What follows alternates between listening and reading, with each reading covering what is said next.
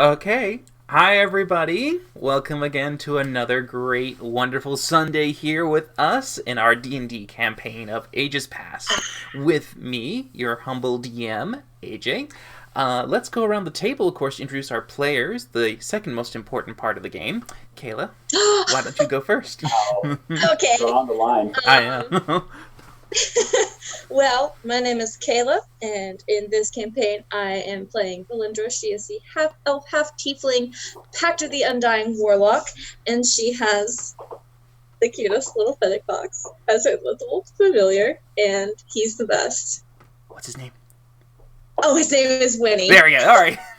Can't we believe never I forget forgot to Winnie. mention that. Cut. All right. And Scott, our local British boy. Who are you? Our local British. I feel like he's a little offended by that statement. Like the second eldest one here. Yeah. Yeah. Either way, I play the now very moody Varkash Stormcaller, the chromatic blue Dragonborn Forge Cleric. You My name is Scott. Yeah, you may be the second oldest, but you look the youngest. So. Oh shit! Not sure who that is insulting. I'm going to stop I think you right there before you say things you end up regretting. I think it kind of insults all of us. Does it? I mean, do you not want to be mature and old? Hey, We're off the age where we don't want to age anymore. No, yeah, exactly. We've gone past that point. Yeah. All right. So who's next on the roster? I think Cody is next. Well, that'd be me. Cody, I play Rook, the Tiefling Kenku Inquisitive Rogue. Mm-hmm. And last but not least, Hey, is Connor. my name is, almost said Smokey. My name is Connor, and I'm playing Smoky Cloud, the half Tabaxi, half Fire Ganassi Abjuration Wizard. You got that all out finally. But yes, so we have our great four players here who join us, but we also have another campaign that runs on Tuesdays. This one is run at 6:30 Pacific time, same as ours. But of course, anytime you spend here, you accumulate loyalty points and HOTA points that you can also spend there to help out the players, which there are two that we share, which is me and Connor. And you can try and keep us from inevitably dying, because we are apparently going against something very horrific and terrifying. And we don't know what it is, but it's going to be hell. Oh, she knows. Yeah, of course. Kayla knows. Kayla knows all. And yet she didn't know anything about Rook's condition until last night. You know what? That was a low blow. But as we use that to lead into our last week on Ages Past. So, when you guys were successful at not only discovering all that was there to uncover in the base that was hidden in the mountains, freeing the stone giant from her shackles, and gathering yourselves back up with information as well as a few priceless belongings, you were able to take a cart and some horses and ride it back towards the fields where you had previously discovered the burnt barns that had been ravaged by what you now found were these bandits that seemed to be roaming the countryside. You rested for a little while before Rook decided that he wanted to try an experiment.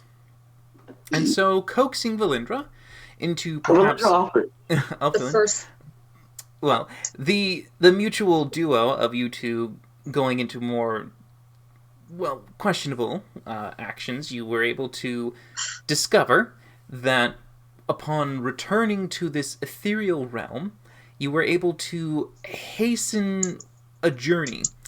And as you sped along what appeared to be this thin, light tether that was coiled around the core of your being towards wherever it may be, you were able to once more convince Valindra to cast the spell a second time, causing you not only to once more enter this plane, but to quite successfully navigate it to the point that you were able to pierce through the entire distance of this murky plane and reach what appeared to be a scene of you lying on the ground and Valindra looking down at your body as you realized your soul, or at least a part of it, was finding its way back to you. And as it came and rejoined your body, you found it had a additional essence attached to it. One that you weren't quite sure what it was, but it did seem to leave a few lingering effects upon you. And as you were handling this, and the rest of the party did their shifts at the watch, you had another visitor join the camp, a very familiar face, as a very dashing, dark, and tall figure came through the mists to search for someone. And upon assailing the party, you were able to thwart off the vampire, preventing him from getting whatever his goal was, before you all gathered yourself up at the next dawn and made your way hastily towards Alniel. Returning into the city proper, you were able to get past the gates, stay inside the streets, and look around, realizing there's no way you can contact Jin at the moment since your messenger forgot to learn that one key spell. You know what? I've had enough of being blamed for everything. For the record, I just wanted to say I fought that vampire naked and beat him. That's impressive. But For the record, you didn't stop me from getting possessed either, so, like, clearly your fault. said that. But at the moment, you all are sitting in the cart or waiting around it in the bustling streets of Alniel. It is still early morning, no more than probably about 8 or 9. And you do see that people are going about heading towards work or to get things done. Trade is going through. You can see carts moving in with different types of vegetation as well as trade goods that seem to have been brought in from the local countryside or from distances afar. It's hard to say for sure. But you are in the heart of, well, the largest and most grand heart of civilization in the Faloran Valley. So, what do you wish to do? Anyone hungry? I'm hungry.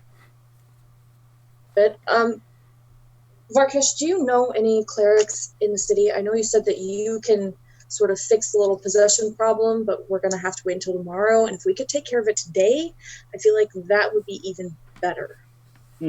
I don't think I know any clerics or priests within the city, but I'm sure there would be someone like that here.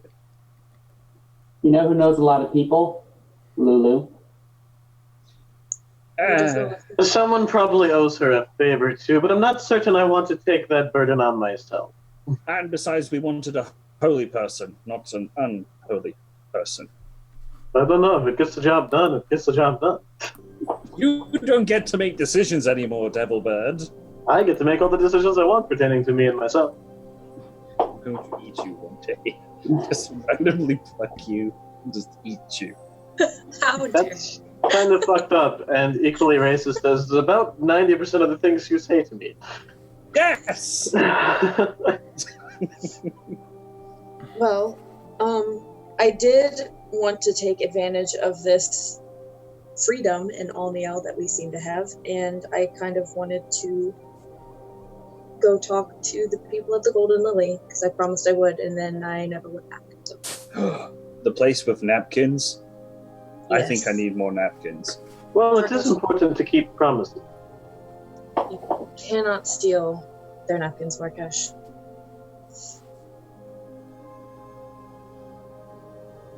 All right, to the So Golden we Lily. start All there right. and go from there.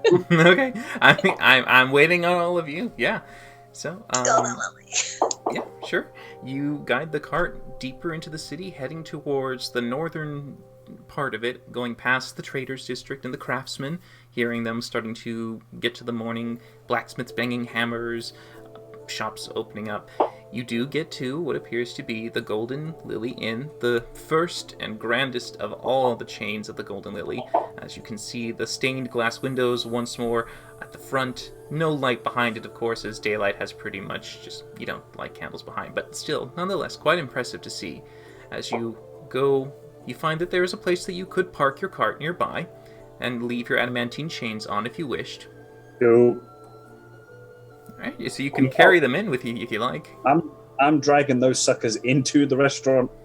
Okay, it is a bit of a... do you want to coil it around you like a boa? Yes, I just... Okay. Just, So with coming in. a very awkward fashion sense, you do get this large, obtrusive-looking chain decor on Varkesh, where he's kind of like mixed and mashed with these black links and the polished metal armor, kind of walking in a little bit top-heavy, but he's able to get through as the doors have been made rather large for other guests. And you do enter inside. The party, all together, you can see the interior is nice. The living space, well, the front foyer is still wide, large. You can see the fireplace off to the right and the front desk to the left.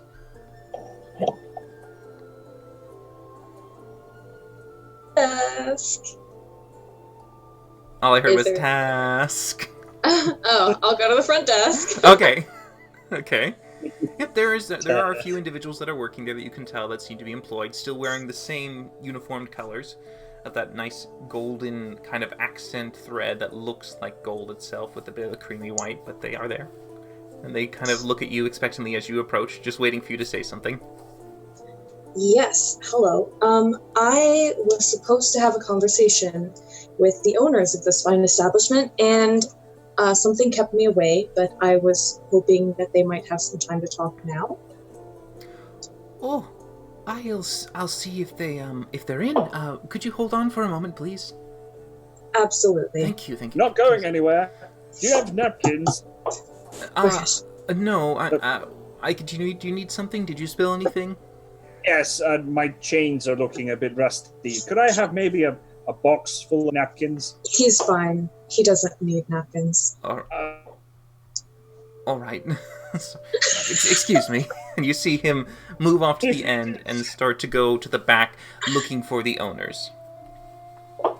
You all can stand or wait as you see fit, either sitting in the couches nearby, but it takes about 2 minutes before the individual comes back as he looks around, spotting you, and walks up and goes, I'm terribly sorry, miss, but it seems that they're out right now. They must be having business somewhere in the city, but they do say that they should be back sometime in the next, I believe it's 3 hours or so. Oh my god. Okay. Alright. Okay. Yeah, okay. We'll come back in 3 hours then, I guess. Excellent. Thank you Well, so much. Our guest was hungry. Did you want to just... I mean, we could have a brunch or a breakfast or something, can't we? Yeah. Loki's thinking about me. This is great. I'm very hungry. Yeah. Actually, no, I'm not hungry. As a matter of fact, I have something to do.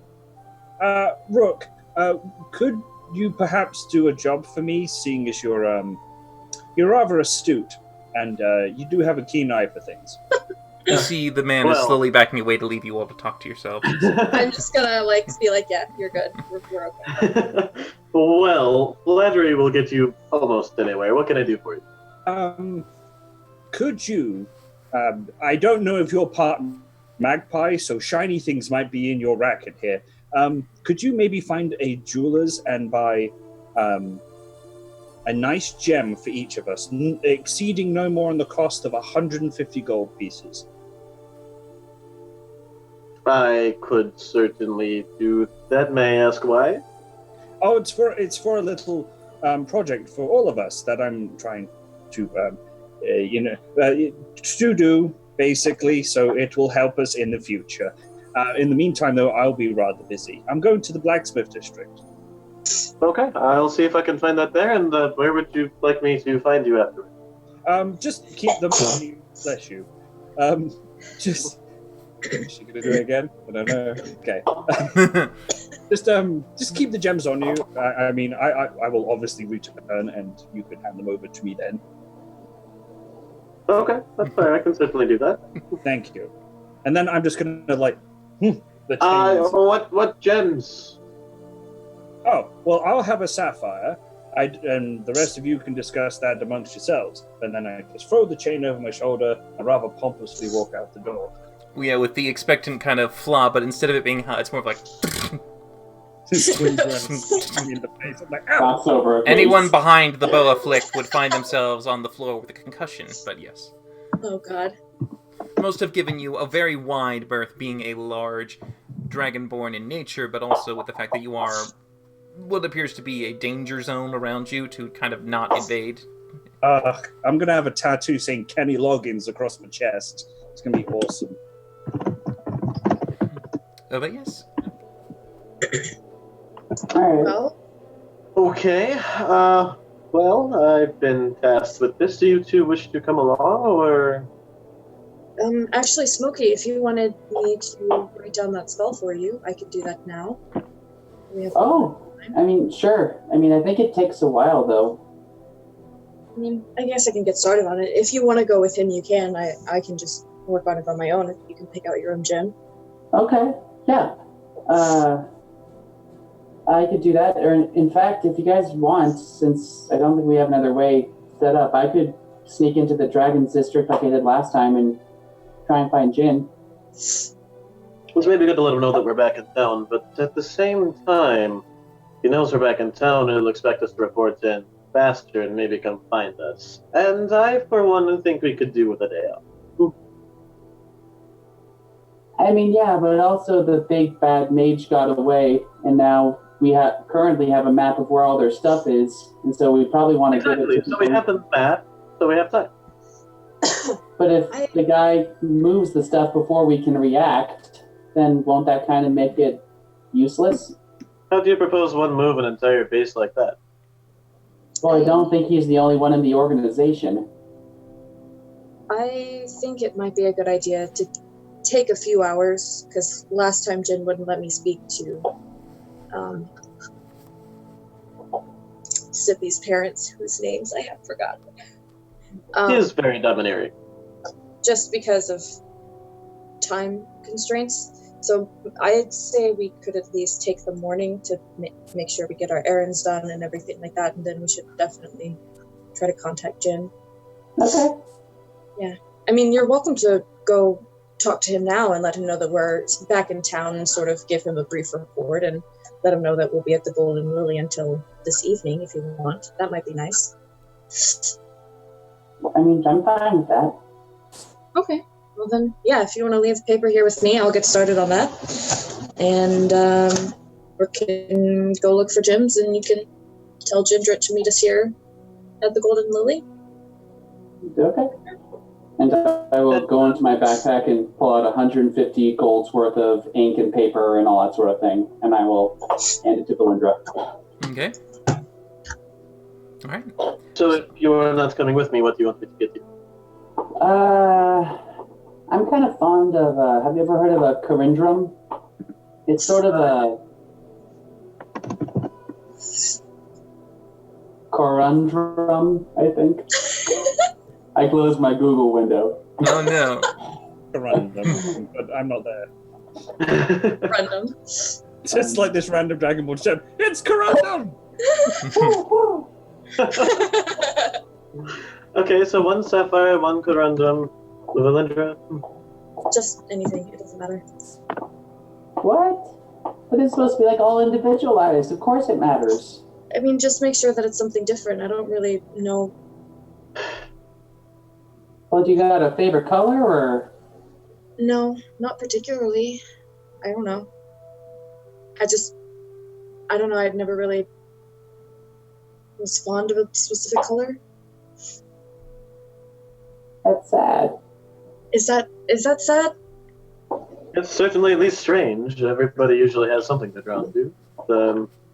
I guess I will make do with... Kind of glances up and down the armor a little bit. Something to match your armor. Color coordination, always good. If you say so. Oh, I do. Oh, darling. And break. Action. Yes. So, all right. Rook, you head out towards the heart of the city to see if you can find a gem crafter or jeweler that might at least provide what Varkesh has requested. Varkesh, you gave him your funds? I will give him enough gold, essentially, yes. Okay, so if you wanted to spend no more than 150 with 4 characters in there, you gave him 600 gold? They're party funds. Well, they are, but they are in a credit in the Traders Guild Hall. Yeah, Lulu has the party funds. Well, I'll give him the 600 gold I have out of my pocket, and I'll take that out of the party funds. Later, alright. Later. So, for the immediate cash means now, you are given 600 gold pieces by Varkesh's own personal funds. Yeah, and you head out towards there. As Smokey, you're heading out to turn into a cloud. Yeah, I mean, I got him there once, so I assume I'll just try the exact same You do route. know how to get there, yes. You are very aware of how to do it. And the Golden Lily itself is actually located next to the wall. It is built inside the wall, partially. There is a long corridor, a very big, tall, wide space that goes straight through from the Lily's entryway all the way through the wall to the other side. The Golden Lily has prided itself on being able to host for not only the humanoids, but also for the dragons that come in.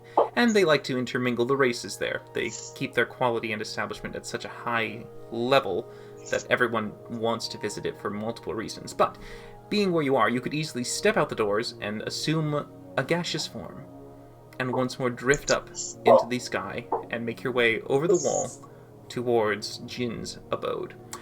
Valindra, you start... Sorry? Can I have something before Smokey left? Yeah. Smokey, can you just also ask Jen if he has any connections in the city that might help with our little problem? Oh, so like exorcists and that kind of stuff? Yeah. Okay, I'll put in a word. Okay. Okay. And as Smokey goes, you settle down to begin the process of copying... What are you trying to copy? I'm trying to write down the spell Counterspell. Okay, so that is a 3rd level spell. I believe that is at... That's 320 gold in terms of its cost. You can do 25 gold per work hour if you do it that way. So it would take you a total of... 10 years. 96 hours. Jesus. So Woo. you can begin to count down your hourly starting for this. I will work diligently for a while. Okay. You do as you do. But of course, this can go faster if anyone helps you with the process, who knows the spell and can be like an assistant in some degree. So the more you have to help you, the faster it can be. Yeah. Varkesh, you're just lounging. I went out to the backtrack to the blacksmith district because I want to find a place to make an absolute scene. Okay, so you're just heading towards the blacksmithing area. Mm-hmm. Okay. All right, so you make your way in that direction. You kind of, I guess, will be with Rook. Basically, you're kind of walking together in the same direction, but eventually you split off as you get to the part where you're heading towards where the crafting is, and he goes to where the storefronts are, typically. Okay. So you head towards a location where you know the majority of crafting houses nearby are for blacksmiths, armorsmiths, weaponsmiths, metal crafters, and all those who do the different variations of working and refining that hardened ore. You can choose to set up in the street. You can, wherever you wish to go, you can see that it's I would like to find the most gruffest, most miserable, but yet the most friendliest blacksmith there is. Are you going off of your own, just like looking around, or are you asking for who's the gruffest, toughest?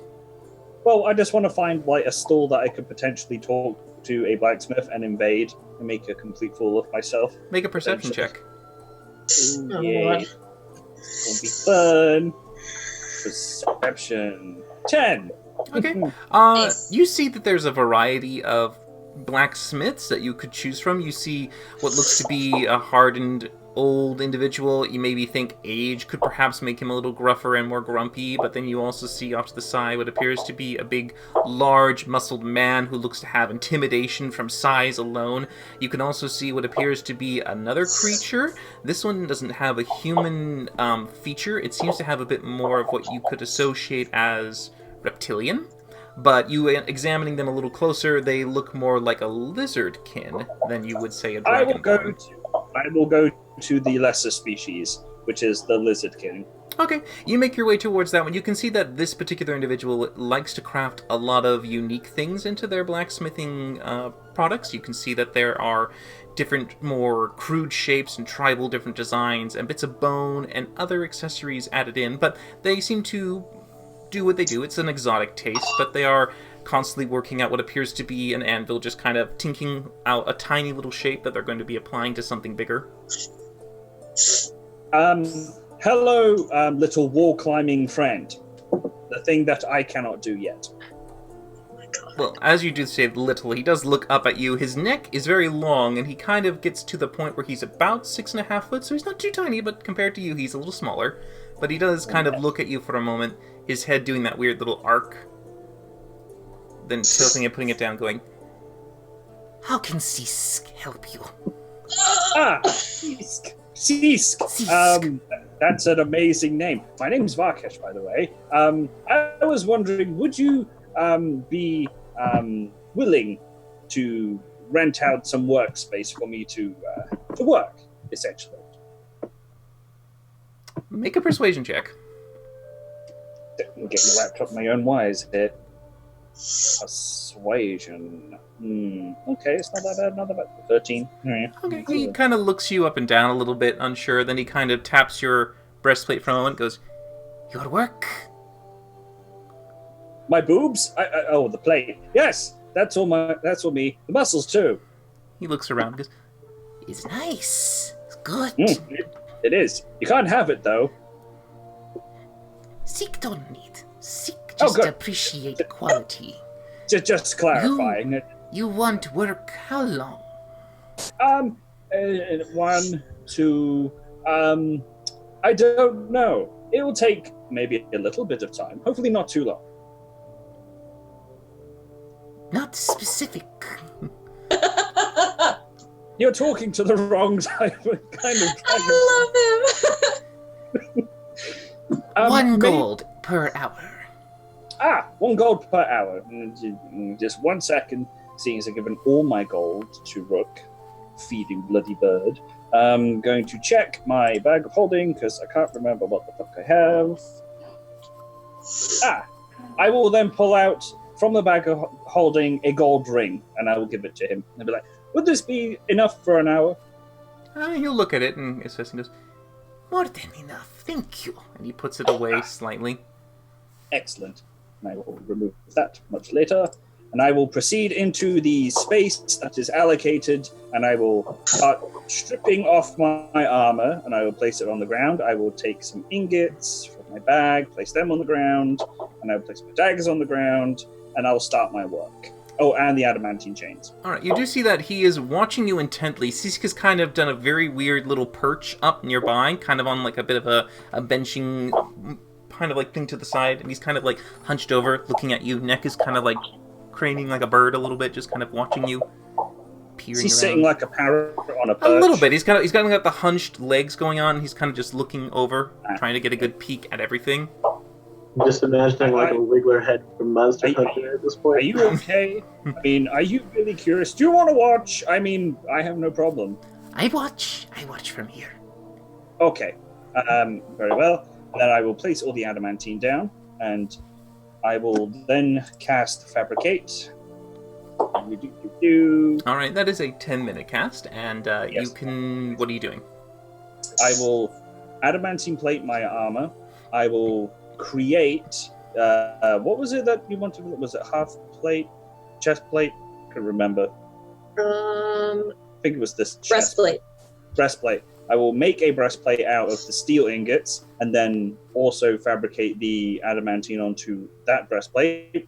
I will then adamantine coat my daggers, and then I will create the adamantine rapier blade, and then I will create 10... I really wish I could remember the name of the shape of this thing, but 10 20-sided dies out of adamantine. Well, a dodecahedron actually is the pentagon-sided one, which I believe is You're right. a 12, I think. I think a 20 is an icosahedron, or something like that. Oh, Jesus. That one, with the 20 sides... 20 triangle sides, yes. With holes going through them, so one can make a necklace. Alright, so you make 20-sided die beads to string Yes. into a neck. How big are they? About the size of a 20-sided die. Oh, okay, literally 20-sided die. All right, there you go. Well, okay, no, you see, I say that, and yet I've seen 20-sided dies that have been like this big, and then I've seen them that be that big. Oh. So I mean, The standard like- one. Yeah, just like nothing overly large, just like a necklace. no bigger than an eyeball, I guess, basically. Are you going to start assaulting people with D20s? Literally? You're gonna be like Duke Devlin, Yu-Gi-Oh! Just flick the dice. Just, Roll for damage. All right, so those beads would basically be counting as one object, since I'm guessing it's as a necklace or something, or some. Okay, so yeah, so you have 10 daggers, your chain, well, your plate mail, the breastplate, the rapier. So that is 13, 14. Alright, so that's about 14 to 15 objects. Fabricate, you can do each one a medium size with metal, which is that 8, so 16. Alright, so you'd have to cast it twice, the fabricate twice, so you would take 20 minutes in total to do this. But you can absolutely do it in the process in time. Do you have just 2 4th level spell slots? I had 3. Okay, so yeah, so you burn 2. And one left. Alright, so you begin the process. A very interesting thing where, in truth, you technically didn't need an anvil or space to do this. It seems to be more of a...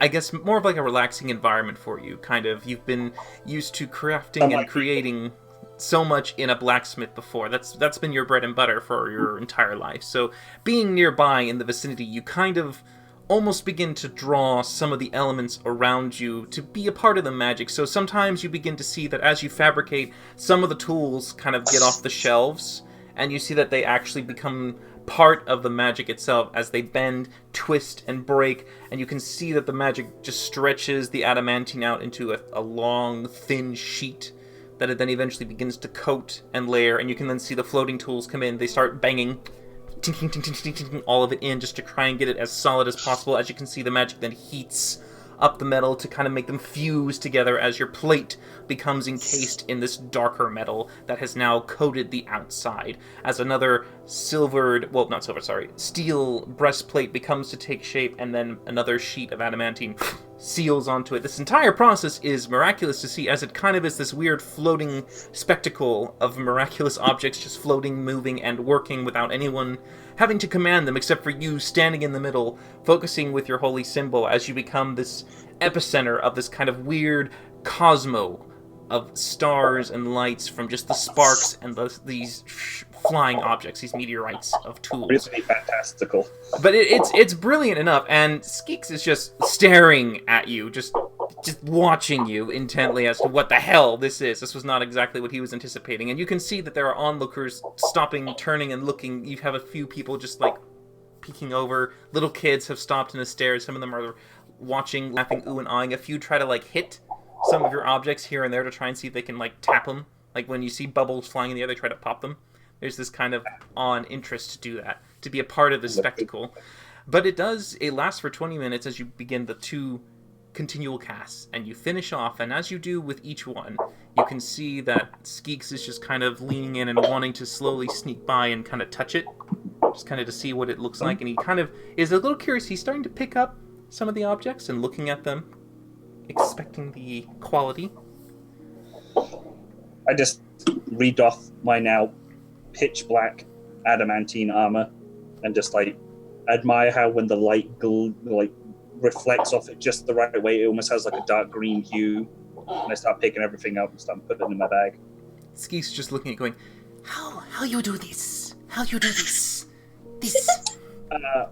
I don't rightly know. I just know how to do it. You can see that a few of the kids actually are just kind of going, Mister! Who said that? The whelplings of other things. Hi! God. Can you do it again? Can you do it again? And then you do hear that there's a little bit of like a few of them kind of going, again! Oh, Jesus. The last thing Varkesh needed was a fan club. And yet here he is making it himself anyway. I know. I don't make anything, but I take out the jewel-encrusted fox that I made, and I place it on, what's the lizard folks man's name again? Skeets. Eeks. Skeets. Skeets. Skeeks. Skeets. With a And I skeeks. And I place it on the table, and I say in Draconic Rosen and make it like come alive and have it dance around the table for about a minute to entertain the kiddies. Okay, you do see that they kind of begin this little awing, like looking around, similar to playing marbles. They kind of encircle it and watch it, and some of them are kind of touching it, a little curious. The fox is just moving around a little bit, kind of unsure what's going on, but then doing a little dancing here and there, unless you command it to do something. Just commanded it to dance around and be very fox-like. Okay, then yeah, they're awe and interested in it, but Skeeks is just kind of looking at your dagger still, and he hands it to you, just like, you. What name do you go by? Varkesh? Didn't I already? Yes. So you do Varkesh of remember. what? That's right. That's a good question. Most people just call me, "Hey, you big fucker," or "Perfect Blue," or "Best Blue." That's a recent one I've acquired. But most people call me Stormcaller as a surname, essentially. Varkesh Best Blue Stormcolor. Yes, I like that. Let's keep it that way. No. Can you teach Skeeks how to do this? I could probably do that, yes. Wait. You might need to become a worshipper and a devout follower of the first one. Who is first one?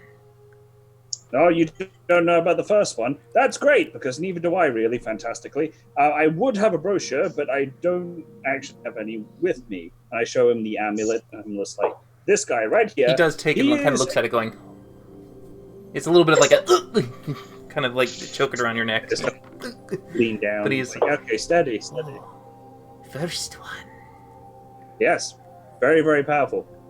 Very, very nice dragon, too. Very, very nice. Dragon. First one. Mm-hmm. Yes. Six, thank you. And he kind of puts it back so you can take the amulet back and goes, thank you. I need to get back to work. Real quick, thank you. You are most welcome, my very eager little friend. And you do see that he kind of is looking back, but he gets back to work. You see he has taken the thing that he was working on and put it off to the side as he looks to begin planning something new and different, but he is inspired by your work. I've converted someone. Hooray! But, Varkesh, the accidental missionary. but you do have the little fox that I'm guessing you're going to pick him back up. Yes. All right, as you do with a bit of awes from the kids. Sorry, batteries is, But you do finish your little project at the blacksmithing area, and you do walk away with a bit of reputation and renown as the word begins to spread of like wildfire, of the exploits of the Best Blue. Now, the Best Blue. We do see Rook. You are making your way, and you're just trying to find a jeweler's shop. Are you just looking, or are you kind of asking around? I'll definitely mostly be looking around. All right, go ahead and make a perception check for me. Okay. I'm assuming you're doing slow and steady. Of course. All right, so that's a 29. So, you examine and look around the marketplace, trying to find the best quality or the best prices. It's kind of a mixing balance as you do this window shopping to look and find where you should buy your gems. But as you are searching around, you kind of start to notice a few other things that catch your eye. As your inquisitive nature begins to come more to the surface, you can see that not only do you find jewelers, but you see other places that provide other artisan tools and crafts. But hidden in the shadows and located in alleyways, you start to see Kenku.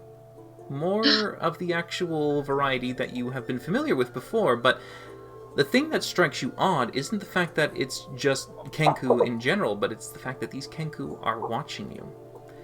And they are slightly following you in more of a curiosity kind of state. Not actually as in a pursuit or a tail, but they do seem to kind of get close, examine you, and then they do move away during your process of looking for the best store to go into. But you notice this kind of going on for about a good 10 minutes of just this inquisitive nature and then a departing.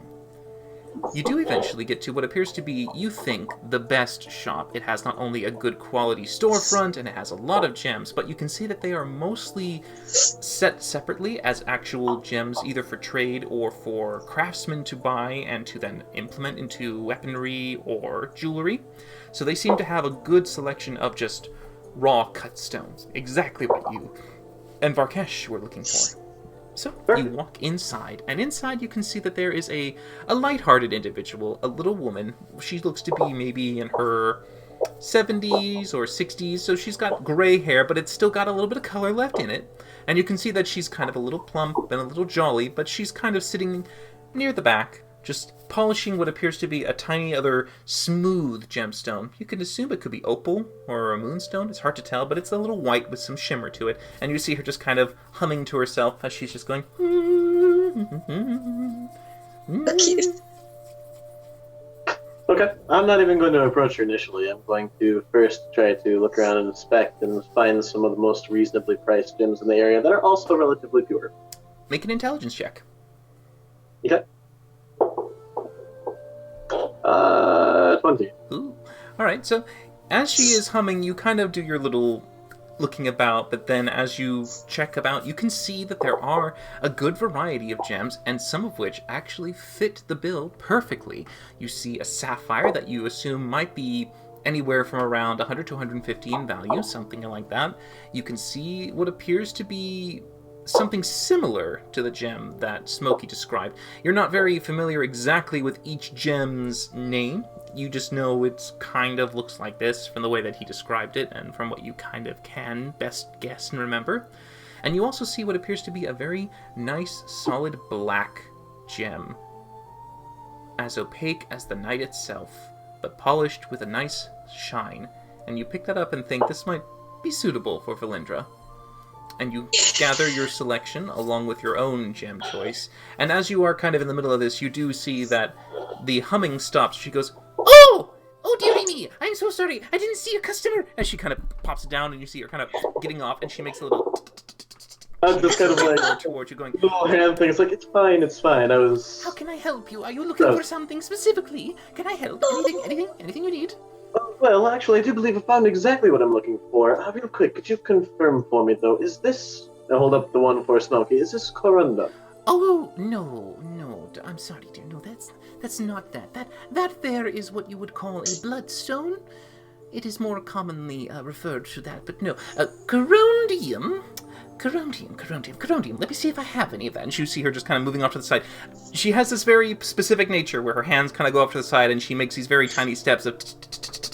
As she looks and goes, I love this lady. "No." And she kind of moves about. Ah! Pops off. She goes, "I have one here." Holds it to you, and she goes, "Let me see if I can find some more." And she kind of continues her search to look for corundium specifically. She comes back with about maybe 5 or 6 of them, varying in size and quality. You can see that some of them are large and small, maybe about the biggest could be the size of a quarter in terms of its circumference.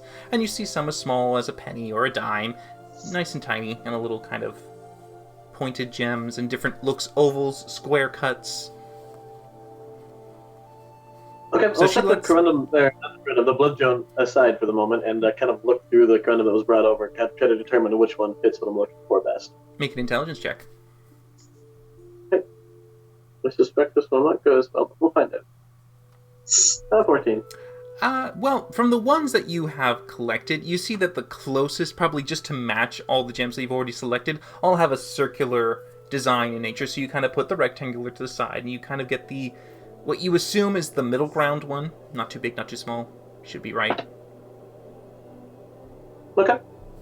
I'll hold that one up specifically to her, but then we take another one and that just another random piece here. It's like, these two look about what I'm looking. What do you think of the two of these? Which would you prefer if you were buying them as a gift for someone else? Oh, dearie, if you're buying for a gift, I need to know who you're buying for. Does she have blonde hair, dark hair, red hair, blue eyes, green eyes? What are we matching? A dress? Necklace? Well, I think I'm mostly looking to match probably his fur. He's a very dark gray. Oh, I'm so sorry, my dear. I presumed I should not have done that. Yes, for your special friend, you would wish to have it more of a reddish color, I'm assuming? Yes, reddish would be good. I would love to kind of give a flash of color to his yes. flair. This is, yes, certainly, darling, certainly. Yes, absolutely. Well, I think that one would be a little better. The first one you picked up, she kind of points to, that would be the better one. Of course. And what is what would you be looking for this piece? Oh, how much? Oh, for that, dear, that would be from, let me see. I think that one is going for around 200. Okay. Think about it. I'm like, can I make an insight check as to kind of try to judge if she's upping the price some of that? Sure, make an insight. That's one. 21. You get the sense that with most vendors, they do tend to try and hike the price as high as they possibly can to make a profit. So there is a level of gouging just a tiny bit, but not by much. Well, I'll set it down and pretend that I'm very disappointed and say, oh, well, you see, I'm taking him to a very specific craftsman, and he is very insistent that I keep it to no more than 150 gold worth of the gem. So, oh, you have a budget? Why didn't you say you had a budget? I can fit your budget. That we can do. And you see her immediately go over to the side and pick up one of the actual coroniums that you didn't select, and she goes, this would be more to that price range. Yeah. We'll look it over and try to determine the differences and kind of get an idea for how much of a difference it is in terms of quality looking between them. Intelligence check. 11. I mean, one's smaller, one's larger. That's the best you can guess. Bigger one, more expensive. Smaller one, less expensive.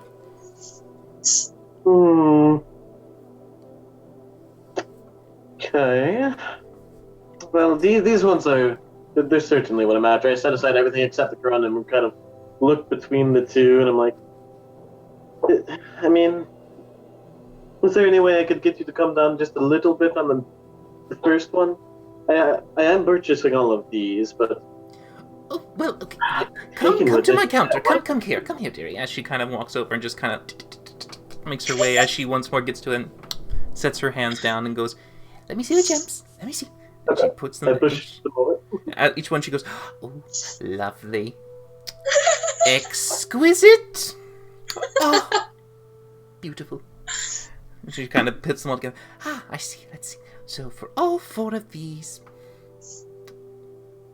well, since you are buying in bulk, I would assume maybe we could go for 600. Yes, I think I could do that. That, you know, this is a special occasion. It never goes well to just... Oh, I am drawing a blank on the wording that I want to go for here, but you shouldn't skimp on a gift. That's a phrasing. Don't worry, dear. You're perfectly fine. You're very well spoken for most Kenku, I must admit. I never expected to see such clarity for your word usage. So, no, you're doing fabulous. Continue. Yes, I do spend some time around some very learned folks, so I get to pick up some interesting phrases here and there. But yes, certainly, I can do 600 on this. Splendid. Well, then do you have the money? I take out the money that Markesh gave me and set it on the counter. I say, here you are, and then I mimic her voice, dearie. Oh, clever. Such a wonderful bird. I love that. And then you see her take the gold. She goes, I see. 10, 20, 30, 40, 50, 60, 70, 80. And she continues the whole counting by measurements and stacks. She goes, we are in order. Here you go. 1, 2, 3, 4. Gems for you, and I hope you and your special sweetheart have a lovely time in whatever anniversary, celebration, proposal. Well, I don't like to gossip, but it's going to be a special event. Maybe you're I'll keep my. I shall also try to bring him back later. Do come back anytime. We always appreciate lovely patrons like yourself. Please, enjoy your purchase and come back soon. I will. And he kind of takes one of her hands in both of his hands and shakes it very politely. Ta-da! Doodles! Be safe! We have to get Smokey and Rook back to that gym shop. I don't care how. It's gotta happen. But yes, you do exit the gem store with the 4 gems in your pocket, safe and secure. As we go to Smokey, drifting in the sky, nothing more than a gaseous cloud as you float over the wall. Pretty peaceful. It's nice. I realize he's now married. It doesn't take you too long being able to float and freely move a bit with the wind, but you do find Jin's home, and you begin your slow descent as you once more get to the door. And I believe, do you wish to do the same thing as before? Duck under the cracks and appear inside? Yeah. Okay. I think so. I don't want to draw attention to myself when all these dragons are about. That's fine. So, you definitely sink under the door and reform as you begin to materialize a bit. As you have invaded the home, you do eventually see that your presence is noticed as it takes a minute to recondense to yourself. And as you are kind of materializing back, you do see that Lulu has come in. She is holding a cup of tea, and she kind of pauses and goes, And she just walks and waits until you reappear, sipping it quietly and just keeping an eye. When you form, she goes, "Welcome back, darling." Oh, God. Thank you, Miss Lulu. You're looking well. Thank you. I try.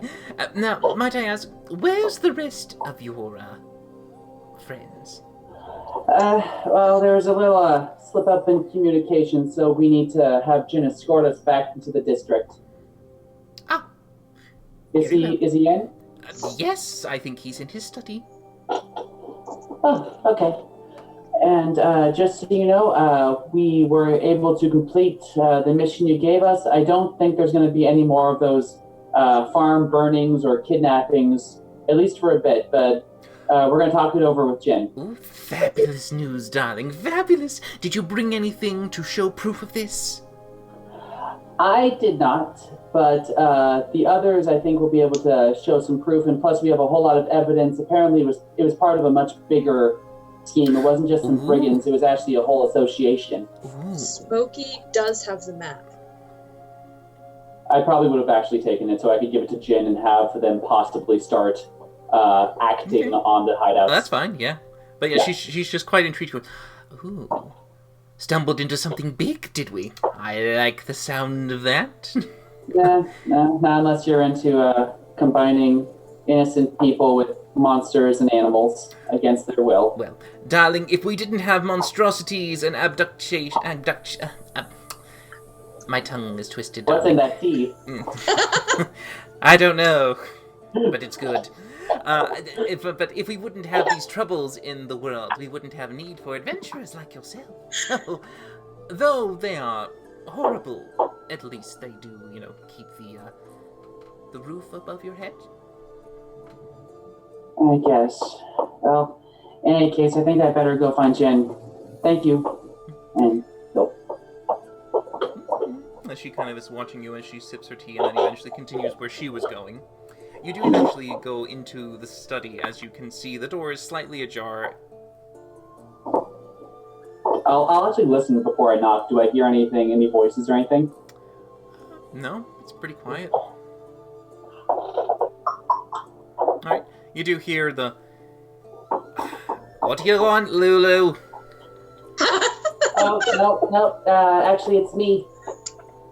You hear that moment of, book shutting. He goes, "It's me." And he just kind of walks over and opens the door. Oh, it's you! I didn't expect to see her back so soon. Come in. Wait, is it just you? Yeah, we kind of forgot to set up a communication to communicate to you when we got back, so we're kind of locked out of the district at the moment. Ah, right. So you need me to come and open the gates for you? Yes, but I think that could possibly wait. We found out we were given another task by Lulu. There were some farmhouses that were getting burned and apparently people going missing.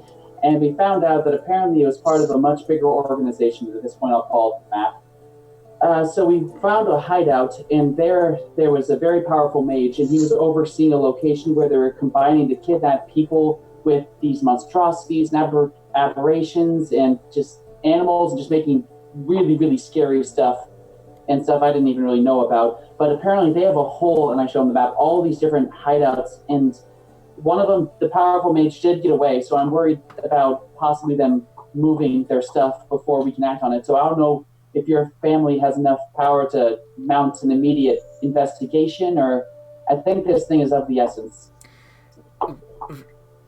All right, you're going a little fast, but all right.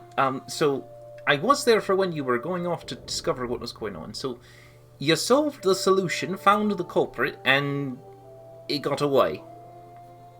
Yes. Right. Did you apprehend anyone else? I mean, does apprehend mean they're still alive? That typically means, yes, that they're alive. You've Then kept no. them? No, all right. Although technically, still no. Right. Did you save anyone from the abduction, you said? No. Right. You have the map. We have the map, and I mean, we can easily lead Right, you back get to the where... map. Let me see the map. He takes it, looks at it, and goes, all right. None of these are within the cities, so I think that's good. No, it's far away. He just hands it back to you and goes, well, lad, I'm afraid this is not much of a problem for the dragon houses. They don't quite care about the humanoid and demi-humanoid problems. It's more of your issue, and you were maybe, trying to show that for the dragonkins, they can provide solutions to the problems that happen to plague most of the people that live in Alniel and the surrounding areas. But for the meantime, that's something that we were employing you to do. That was your task. It's not us who do this. It's you to make us look good. That's the key. Oh. But I suppose if you can try to maybe get to the other locations and provide other forms of proof, or at least bring back something. Well, how bad would it have to be for your family or any of the dragon families to intercede then? Well, some would have to probably actually hurt a dragon for that to happen. Or a threat to the city, probably, huh? Well, even the lesser city won't be too much of a problem. They'll just let them handle it. If it goes so bad that they're actually losing, they might step in, but for the most part, most of the dragons, they're going to keep to themselves. And that actually reminds me of something. So, a few days ago, a dragon just walked up to me on the street and cast a spell on me to charm me. I mean, is that good manners? Well, it's no different from you. Put it this way, lad. If you went out to the streets and you found a stray cat and you went down and you did that to it, to coax it over, to give it a few pets and some treats, it's pretty much the same.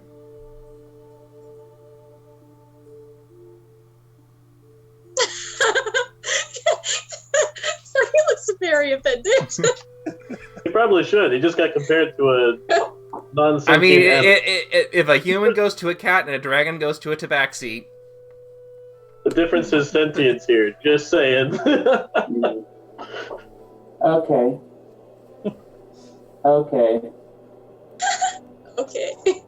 So anyway, I think we were hoping to possibly all meet up. We had a few errands to run, but maybe meet up at the Golden Lily tonight if you could meet us there to escort us back inside to the district.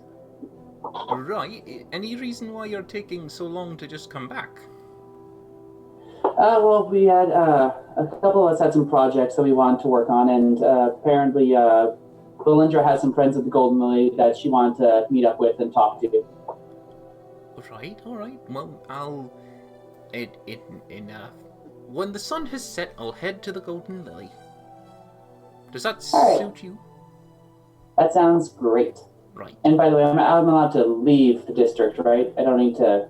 Well, you need someone to get you... By the way, did you just gas yourself up and over? Is that how you got in? Well, I mean, there wasn't really any other choice. Right, well, I mean, can you do that again? I mean, I can. Okay, then right, just do that again, then you'll be on the other side, no problem. Okay. Okay. Alright, just anything else?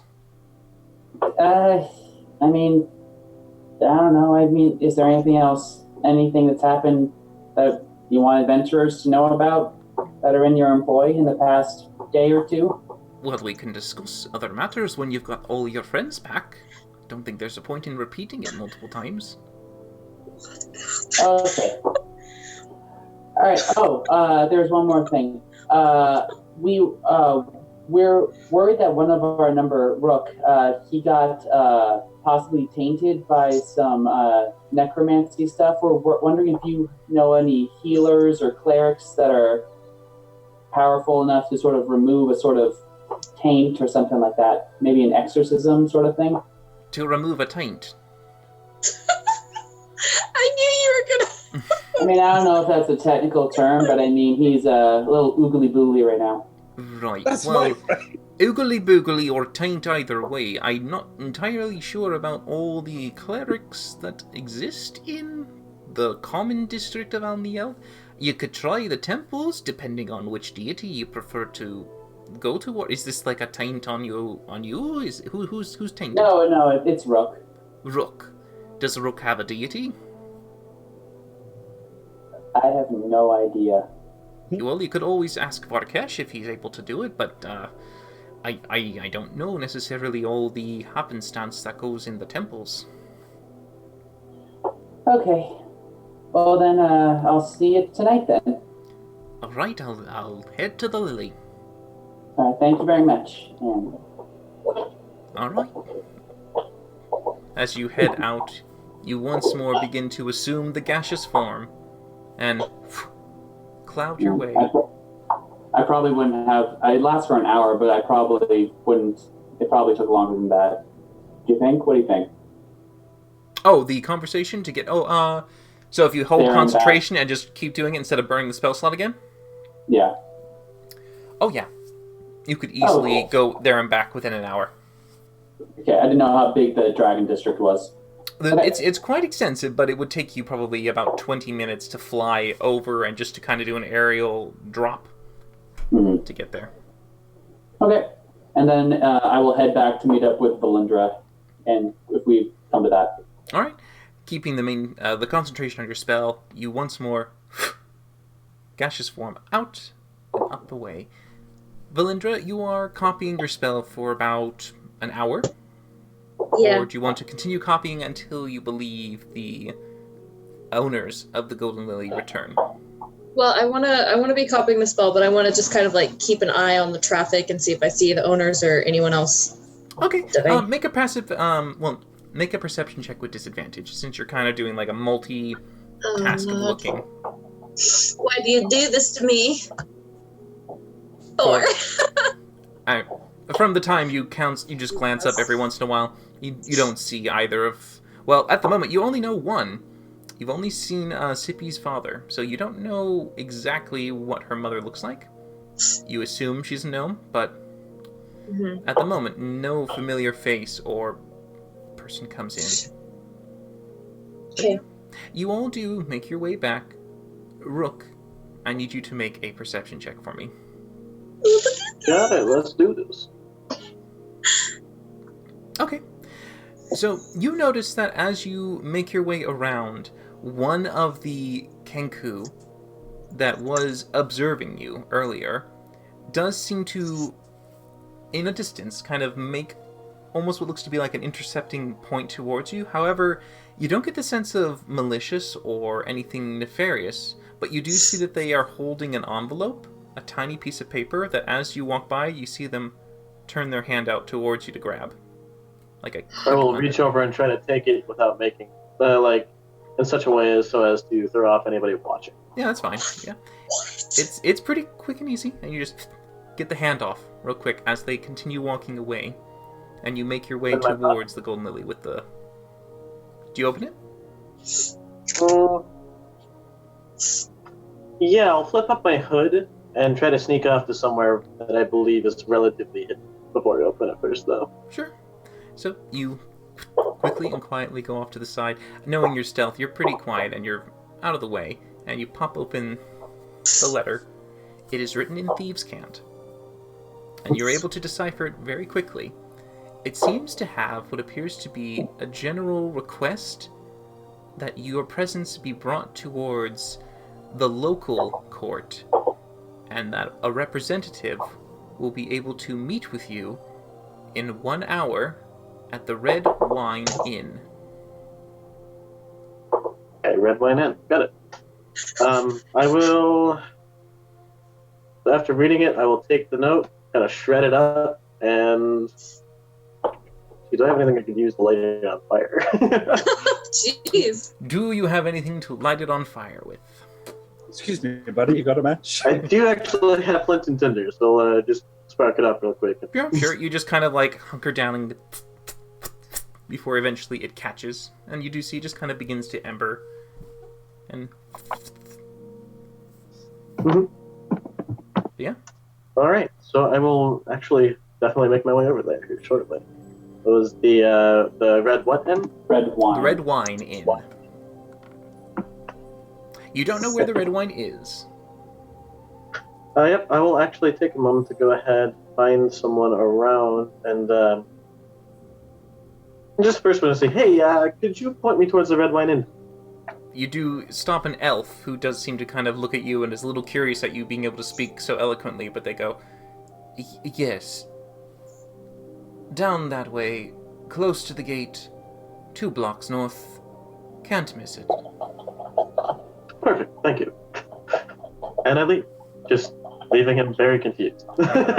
So you make your way towards the Red Wine Inn as the remaining party members make their way back to the Golden Lily. So 2 hours pass at this time. Valindra, you haven't spotted anyone yet, but Varkesh has come back, and Smoke, you also have come back. Varkesh, you came back a little bit after Valindra had kind of done her quick, like, hourly checkup, so you came about easily within that. But she didn't seem to notice you as you kind of walk closer to her before you're pretty much right on top of her, and she does see you, dressed in a shining black set of armor, as you now have, instead of a full set of chains around you, you have a full set of black goods.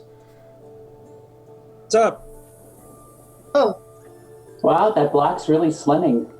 Oh, no. yeah, Hey, that's really nice. Where did you get that? I made it. I told you I was going to not notice the lack of Made the that? thing. Yes. When? So fast. I mean, Belinda's written like half a page on this piece of paper. Hey, it's a little over half a page. Very complicated spell. I mean, if you really want to know how I did it, I will say this, and I haven't said it in a long time. There is no end to my God talent. damn. Right?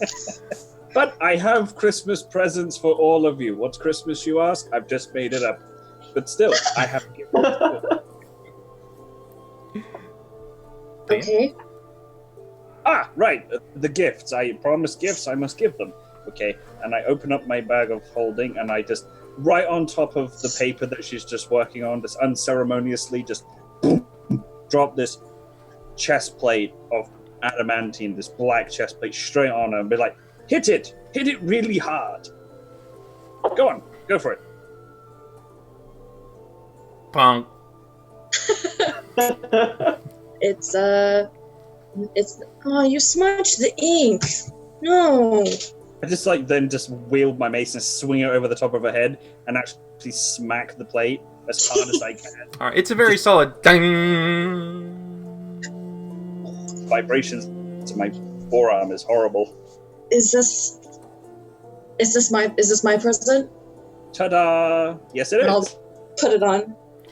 I'm a little disturbed at how well this fits. I'm not going to go into how I already know how to do that, but still, Yeah, you got a whole warrior princess thing going on now. artist interpretation. Kind of like that. Smoky. You do have a nice breastplate that covers mostly the core here that does have straps to the side to let it kind of be adjustable, but it is kind of a nice core protection. And I pull out from the bag of holding the necklace of adamantine beads, and I go, and this is for you, Smoky. Seeing as you don't use any weapons or armor, I thought I would make you these. And I just hand him the... Yeah, I mean, yeah, there is that fun version of... Amazing. But what do they do? Well, they don't do anything. Huh. But I was thinking that you're a wizard, so Diggly, diggly, diggly. the thing that I can do with the daggers, can't you do that too? I don't know how to do that. I've heard of it before. Well, it may take some time, but I will try and teach you it if you like. And that means you could be, like, when all else fails, you can actually use that kind of a magical spell to bring those beads to life and hurt people. Which would be kind of cool. I mean, yeah, I'm always thrilled to learn more spells. Excellent. And I don't know where the bird is. Is he here yet? No, he hasn't come back yet. But I mean, I'm sure he didn't run off with your gold. Farkash now starts to worry. Rook just kind of does what he wants, I've noticed, so... You know, Yeah, he probably ran off with your gold, Farkash. don't say that. Well, for this Christmas, do you just give stuff to us? Are we supposed to give stuff back, or? That's a great idea. I'm going to make a new rule. If I give you a gift, you have to give me 4 times the gift amount back. So then, is it really a gift? Yes. But we're kind of like buying it from you at an outrageous price. Yes. Well, it's not that much. I mean, he only spent an hour on these things, so we only have to spend a little bit more than that on them. I mean, that's a good way to look at it, I guess. It's a gift. I mean, I want you all to live that much longer, It's very he says kind. with a straight face. I like how that had to be narrated. Yeah. Oh, Smokey, did you find out any type of connection that Ginger might have? It's a little disappointing on that end, actually. Apparently, for all his niceness, Jin doesn't really want to get too much involved outside of actual dragon matters. He didn't seem to know much about any sort of priests or clerics who could help Rook in his current condition, but he advised us to see if Rook had any sort of religious leanings and maybe go from there. Okay, Rook doesn't strike me as a religious type, but He's a bird that worships himself. yeah, that makes sense. Great. Okay, well, Oh, and Jin is coming at sunset to take us back to his home, to get us back in the district. Well, that's nice of him. I'm just like standing behind Valindra, like grabbing like the back of her new armor, just like pulling it, adjusting it as someone who creates. no, Fark, that's too tight. No, Nope. stop. I know what I'm doing. I have it how I like it. You don't know how you liked it. I know how I like it. I'm Pulling and jostling her around, go, see? There. Now that's just like pulled all the way up to the other. It's like, now that works. The equivalent of like it's this Christmas story where it's like I can't put my arms down. Yeah, for Kesh, some of us are made of more squishy bits. We're not all scaled. yeah. I just cover her ears, like, you can't talk about a lady's front parts like No, that. he was. Belindra is seething. She just fixes her armor and then goes back to writing. All right. You continue writing as much as you can as Varkesh and Smokey seem to do a bit of small talking, waiting for Rook to eventually return to the Golden Lily Inn. So, during this time, you do wait patiently for him to arrive. However, Rook has made his way quickly and quietly to the Red Wine Inn. Son of a bitch. Now, I will not make my presence known immediately. I will be casing the joint essentially. sure. The Red Wine Inn is very low end when it comes to a lot of the establishments that you can see here in the city of Alniel. Though the style and the architecture of the entire city is made with almost that, again, theme park-esque pristine layout. Everything has a beautiful coordinated shape and look to it.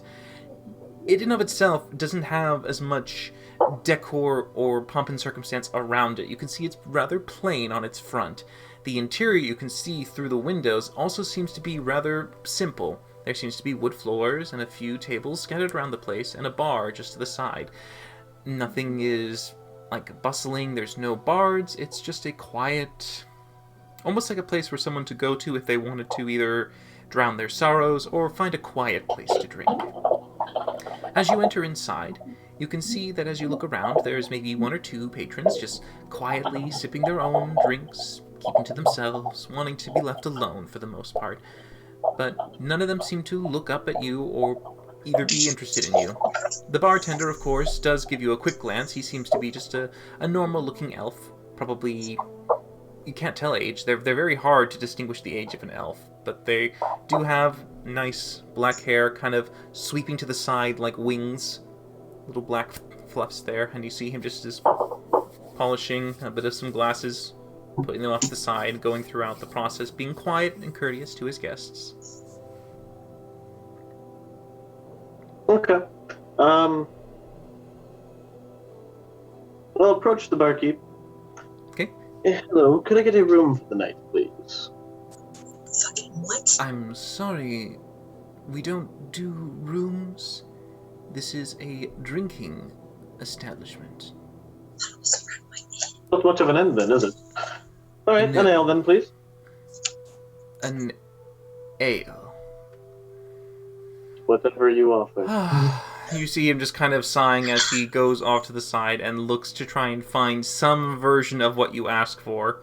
And he provides you with what appears to be a wine glass that he puts down, and he pours what looks to be a beer or an ale in it, and you can just see the disgust of like, just like unsophisticated thing, and you just Rook is getting Slides it to snubbed, you. and this is my favorite. Well, I don't know. Looking around the establishment, I assume that's what you serve here. we serve the finest vintage wines. The finest, you say? The finest. Well, I'll be the judge of that. Coin is no object. What do you recommend? He looks at you and looks at the beer, pushes it to the side for a moment and goes, how much are you willing to spend? As I said, coin is no object. He looks around quietly before he reaches down, pulls out a large scarlet bottle. He puts it down there, and he twists it around for you to see. It doesn't have a name, it just has a picture on it, and you can see what appears to be a phoenix made of liquid red swirling around on the front. Look it over. And what is the price of a bottle such as this? A bottle? Oh, well, glass The- to begin with. I have to... The bottle will be 300 gold pieces. Jesus. Rook does not even flinch at this point. Okay. And the cup to begin with? You would like a glass? Yes, please. A glass will run you 50 gold pieces. Passes over 50 gold. Jesus. Very good. He takes it, and you see him slowly. He actually looks to be very skilled that once he reaches a right point, he quickly flicks it up, not spilling a drop of this, as he then slides this almost deep black red. Oh. And he just kind of is curious as you mumble to the air above you. Sorry. That's okay. Ben. So I did hear that it was like a deep, almost black. Almost a black. So I will pick it up, kind of swirl it around a little bit, take a sniff as one does first, and without breaking eye contact, take a sip. Okay. With a bird, it's a little hard to do a sip, but you kind of get one in there. I find a way. You do find a way. It is a very potent wine. Not only is the flavor intense, but the concentration of the alcohol is quite a punch. You can feel that burn go down, but as the burn subsides, you do get that lovely mixture of what appears to be sweet and spicy and slightly mellowing out until all you feel is just this kind of warm, pleasant taste that just lingers like a gas. That is impressive. I'll take the I- rest of the bottle. That would And be Set the other 250 gold on the counter. very good. And he just takes the gold and slides you the bottle. Enjoy your stay. Creepy. Pick up the bottle, the glass, and absconds to whatever accounts for a quiet corner in this area that's not taken up by other Sure. folks who You are find a chest. quiet corner in the Red Wine Inn, and you find yourself sitting down, having one glass to yourself and a bottle. You wait for no more than about 10 minutes before eventually you do see another Kenku come in. This one looking around and stopping as he sees you, and being quiet and as casual as one can, makes his way towards you. You can see that their figure is draped in a cloak, kept very closed, trying to be a little bit mysterious, but also just a little bit indistinguished, trying to be very casual and calm and quiet as he sits down in front of you and just stares at you for a moment. Very pointedly blink all 4 eyes in sequence. And I won't say anything, I'll just stare at him. He will see the eyes at that point, because I'm assuming for the most part you keep the 2 eyes closed for everyone else, so opening up the 4th eye does kind of give a bit of a pause, but he does look around, and then you see him bring out his hands, and he begins to message to you. And you are familiar with this. Kenku, when they want to talk to each other, they have formed a very primitive version of sign language. Very small, very quick, but it gets a lot of the points across, since a lot of the times they can't convey so well with their voice. They do it amongst themselves with their hands. And for the rest of the world, they'll tend to try and form sentences, since most people outside the groups don't really know it. But he does seem to inquire and goes, "I take it you are Rook." Just gonna keep staring at him. God. Are you Rook? Fine, I set the goblet down and sign back. Yes. What is it? I was told to find you. Or? He, as you said, he goes, "Do you know anyone here?"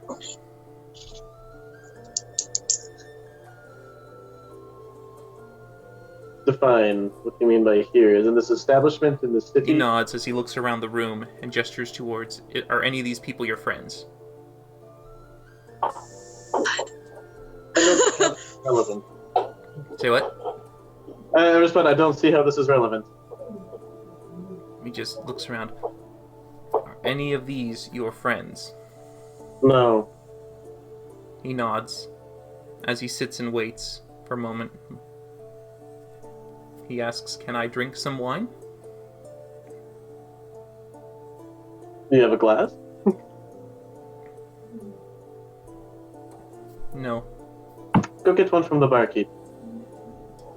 He casually gets up and tries to be cautious and careful going towards there, and he quickly does a very weird version of glass, I love it. and he eventually gets one and takes it back to the table for you to fill. And I do. Alright. I give him a decent amount. It's not like something that's going to kill the poor guy. But yeah, as you pour it, please make a perception check for me. Okay. 22. Okay.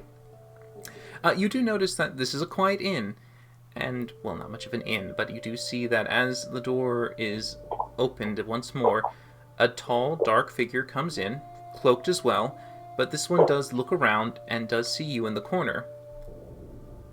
With your 22, the shape is familiar, and as it moves towards you, you recognize a very familiar pale face.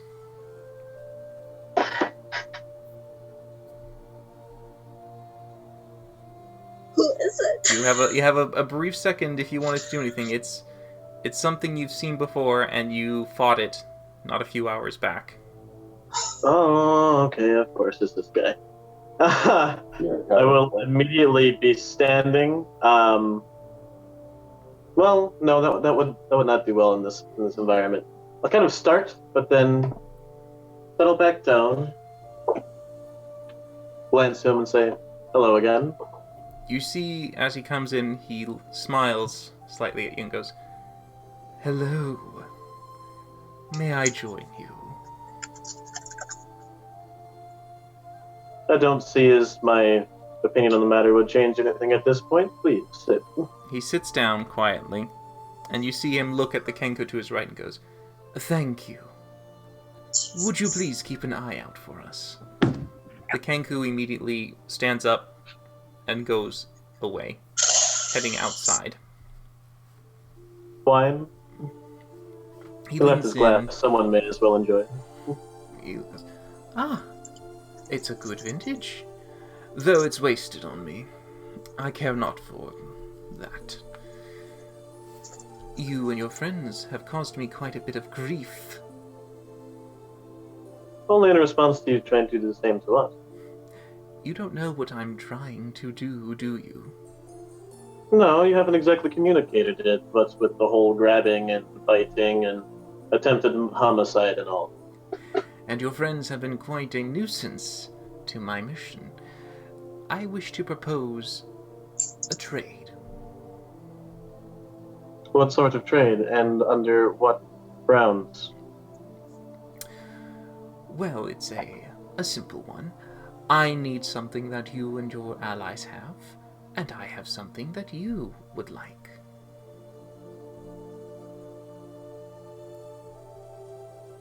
I assume you're after the book, but what could you possibly have that we want? "The book is certainly something I would like, yes.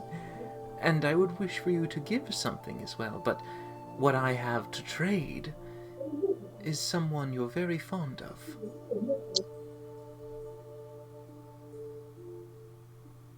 "Do you recall? You left her not too long ago."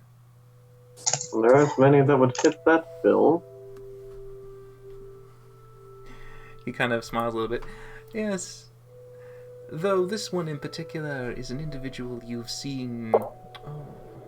Oh, I can't recall. She never said how long it's been since she's seen you. But rest assured, she's eager to see you again." And I assume this is not a situation where she could come see me if she pleased. This is you holding her hostage of some sort. It's all very cliche. "She is under our care. For the Under moment. your duress. Only if you wish it to be. I am just offering a simple trade. I will give you back your loved one if you will promise to get me the pages out of your ally's book. What do you intend to do with them? I intend to give them to their rightful owner." And who might that be? I have reason to believe that they're already in the hands of the rightful owner. "No, they certainly are not. And I believe that not only should they belong in the hands of the one who crafted such a spell, but it is in everyone's best interest that it is returned. You don't want your friend to start dabbling in things he ought not." It is true, Smokey is not one for that sort of magic. Even the brightest and best can fall prey to the lure of power.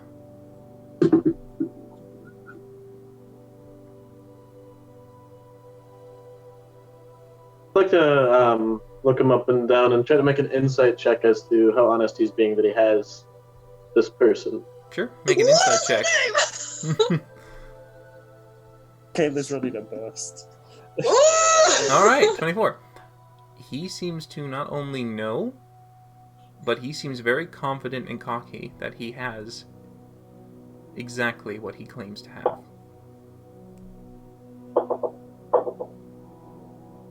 Okay.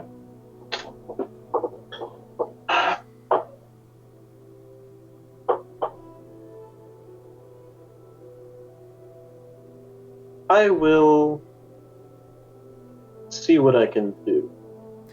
I don't believe that you truly have this person, nor that she could not escape if she so desired, nor do I believe that there's any reason for you to keep her safe as of this moment. I haven't seen her.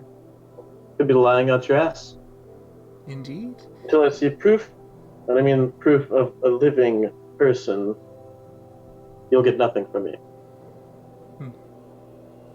Well, I was hoping we could do this as quickly and quietly as possible, but if you wish, I can provide you the evidence if you are willing to meet me tomorrow. When and where? In the south of the city, just past the agricultural warehouses, there's a small, slightly abandoned building. You'll find that there is no door covering the front. Inside, it is quite empty, and it is one of the only ones near there that has nothing in store. I shall leave a small red mark on the door. I'm sure you can guess as to where I will get the color.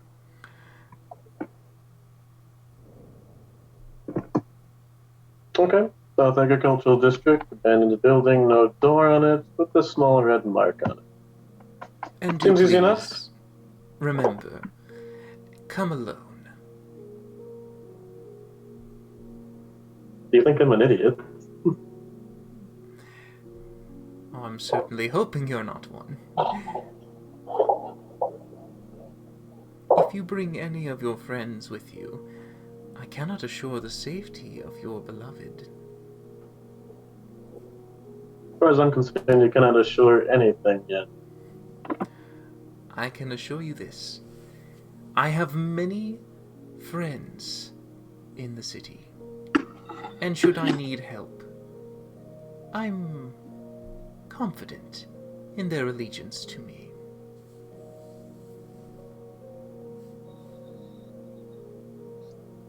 That's fair enough. You managed to get the court to set up a meeting for you. Very well. I will see you tomorrow. Very well. He stands up. You see him once more continue to put the cowl over all of his features again, and making his way slowly out the door. You get the sense that he definitely is trying to avoid the sunlight that is currently still going on right now. Okay. I will wait a short time and then try to follow him without being seen. Okay, so not too long of a short time. You're going to wait maybe like a minute or something? Yeah, about that. Okay, make a survival check as you try to track him down and keep an eye out for where he goes. No, Alright. not good. 9. You try to keep a good eye out, but when you exit the actual establishment, you look around, you can't see which way he went, left, right, straight. It's hard to tell. Okay. At that point, I will go back inside and get my very expensive bottle of wine. Stopper it up and head towards the Golden Lily. Okay. Alright. So, you make your way back there. Varkesh, Smokey, and Valindra, you have waited for about 2 hours and a bit, and still no one in sight, until eventually you do see a very familiar Kenku walking inside. You're right, that bird did run away by my bloody gold and my gems. That little shit! What kind of person do you take me for, Varkesh? I'm right here. It took longer than expected. I was talking about another bird. Oh, of course. And how many other birds do you know? Well, you know, by slang, bird can just mean a female. Yeah. Yeah, say Smokey. I just point to Valindra, and how many other birds do you know? You answer that question. Bird number 2. There you go. And I made her armor. Isn't it pretty? It is. It's very well done, as with all of your other work. I have those gems for you. Take out the pouch and hand it over. Gimme. And I just take the gems. Alright. You do have the 4 gems bought by Rook. Excellent. So, what took you so long? It took longer than expected to convince the shopkeep to give those gems to me for what I paid for them. Are they still alive? Kayla, you're on mute. They're fine. I You're, don't just- cost innocence. She's I'm not. fine. you're back now. Like 2 hours. That's kind of ridiculous. Well, she was a lovely older lady and very chatty. You know how it can be with folks who don't see enough of family. Couldn't hear that. No, I don't. There we go. Why isn't it working? Because you need to yell. You gotta yell super loud. I guess so. I'm just gonna get very close to my computer. Varkesh is rubbing off on you. Yep. So by the way, Rook, I asked Jin about any sort of clerics or anything, but he didn't really have anyone to recommend. We were wondering, though, do you have any sort of religious beliefs or anything? Do you follow anyone or anything like that? Personally, not with any regularity or actual faith, no. Some members of my family followed some deity and other and something I don't recall. But not myself. It was never my cup of tea. Okay, so you won't have any sort of pickiness about if we were trying to hire a cleric, you wouldn't care who they followed? No, I'd be pretty much fine with anybody. Excellent. That was a concerning statement. What did you have in mind? Nothing yet. Yet. Okay. That doesn't even sound sort of truthful. You'll be fine. Mm-hmm. How far away is the temple that I know of? Ah, for your deity, not too far. I'm sorry. The temple itself is probably 5 minutes away from you. Fuck. Okay. Well, I have somewhere we could maybe go. And Okay. This is to help Rook? To help Rook. But Hey. before we go, nobody mentioned anything about my patron. We'll just say he's possessed by something. And But if they know more about how it happened to effectively take care of this problem? Just say your soul got separated from your body and it hitchhiked back. Is that I mean, a I thing? could always help. I could always give it a shot. Yeah, but we would have to wait until tomorrow, and I don't know. It's up to you entirely. Oh, speaking of tomorrow and stuff, I asked Jin if he wanted to help, like scout out some of the stuff, and I pull out the map because I assumed Jin wasn't interested in it. And he said we're basically on our own. The dragons aren't going to help us search out these hideouts. So that's just us. I see. It's a shame no one grabbed the proof. What proof? The documents, the papers that had every name. I had the documents, but I didn't want to show Jin. They're too... I have the journal. Well, I mean, that's evidence. Oh, we're Well, going back to That is a tomorrow problem, I think. Lindra seems concerned about this, and she has more experience with whatever it is anyway. I think it's best that we get it taken care of sooner rather than later. So we'll go to the temple. We'll see if we can fix Rook's problem. And then, Valendra, you can probably help me for tonight, if you're capable. I'm offended. You suggest that I am incapable. I don't know what the task is, but I'll try. Okay. Then what? Have you had your conversation with Sippy's dad yet? No, I actually haven't seen him come in. I don't think he's here yet. But the temple is really close, so we can probably just go there and see what can happen. And Okay. then we will leave, and hopefully we can beat him back here. All We right, let's got go. we can go from there. It sounds good. All right. You guys gather yourselves up. It's coming up to noon for the day, and you make your way out of the Golden Lily and you head towards the nearby temple district as you go to a very familiar place to Valindra. Winnie is not in existence, by the way. Ah, okay. Winnie He's in is shadow. your shadow at the moment. Yes. Yeah. Winnie in shadow form, and the rest of you all guiding the way to the temples. We'll go ahead and take a little break for those here, so you can take your bathroom break, get your drinks, get anything you need for yourselves, so you can sit back and be ready to continue on. Damn. What the fuck is happening? I mean, it's down to Rook if he's going to share, but I mean... He's never gonna share! I feel like someone needs to get Detect Thoughts to spell. Detect Thoughts, that could help. Nah. Constantly cast it on Rook. You could, Wait, for I think sure. There's only so many spell slots. Son of a bitch. Yeah. I'm gonna go make tea. I'm gonna use Arcane Recovery to get some spell slots back. Alright, yeah, during that time, you definitely had a short rest point where you could have gathered and regained your spells. Varkash, you would have also had your short rest if you needed to hit die recover or get your channel divinities back.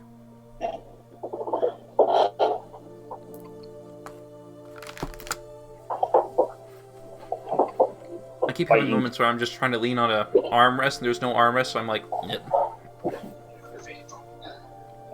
Probably need to do that one more. Okay, that'll max me. Oh, good.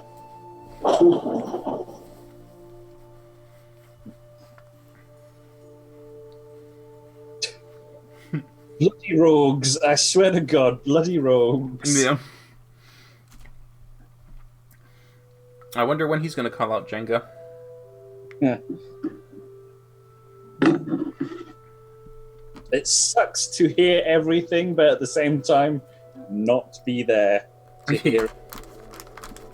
Fucking Yeah. drives me up the wall. That's inherently the fun of the game. I mean, yeah, poor Kayla. She's gonna go bald one day with all the stress. Right? Just one day she's just gonna like pop up on screen. She's gonna be like completely bald. What happened? Rook. Rook happened. Kayla's Rook. Though, I mean, she'll probably also blame me a little bit because I tend to give some stressful situations. Mm-hmm. But nothing you guys can't handle, right? Are you alright? You feeling a bit okay? Like, Yeah. you know, you sound maybe a bit sick. But you're No, not sounding chipper. I'm good. I had something in my mouth. Okay, fair enough. Filling up my vape. Because reasons. Because vape reasons. Vape reasons. Because why not? Dum, bum, bum, bum. No one appreciates Varkesh's amazingly creating talents, made adamantine armor and all sorts of stuff. The children and Skeesh do. Or Skeeks, sorry. Skeeks and the children Skeesh. love it. Skeesh. Skeeks, sorry. Skeeks. Skeesh. His name is Skeesh. I mean, I'm surprised no one just went, oh, skeek, skeek, skeek, skeek, skeek, skeek, I oh, was skeek, skeek, tempted. goddamn. I'm reading through some of the backlog on this chat. Now. This is great. Didn't want to, even though it really did. No.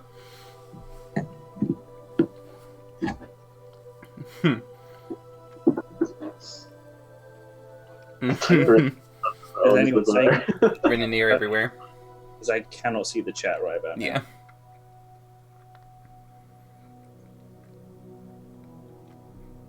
We're just talking about, like, Spaz was saying, that or a board full of red lines going to an image of Varkash. Wait, what? Wait, what? That or a board full of red lines going to an image of Varkash. What red lines? I'm confused. It's late. It's okay. And then they were just talking about Renanier being in the entire city of Alniel is just elves, and every elf is just basically the same. All elves look alike in Kyle's mind. I mean, there could be an argument to make for that in old-style fantasy writings, wherein all elves were pretty much androgynous, Yeah. samey people. Samey people. Yeah, video games work perfectly for the elves when it comes to, like, crafting an elf. It's like, oh, look, only 2 faces. That's all they really are. We got pointy Yeah, chin boy number face, 1, slightly and boy. pointy chin number 2. Yeah, slightly boy, slightly girl, but that's it. Mm-hmm. Yes. Do we want 3 polygons on the chin or 2? Mm. What a world we live in. He's just saying. He's just asking questions. Kitty cat, why do you keep going in and out of my room?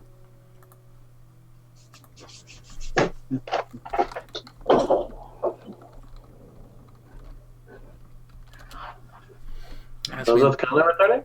Hmm? Yes, I think you're Conley returning. Okay, we're just waiting for Connor.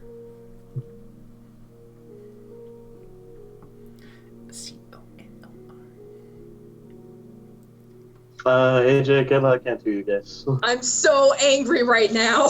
Why? You know I why? mean, Do I though? you don't share much, do you? No. Oh, give it time. Give it time. There's just a time and a place for everything, and we're sitting in public right now. You're gonna give that girl an ulcer.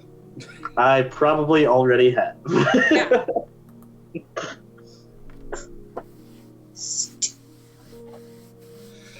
She's there, like fucking popping tabs of Gaviscon. Just, my stomach acid is like a xenomorph. It's gonna kill me.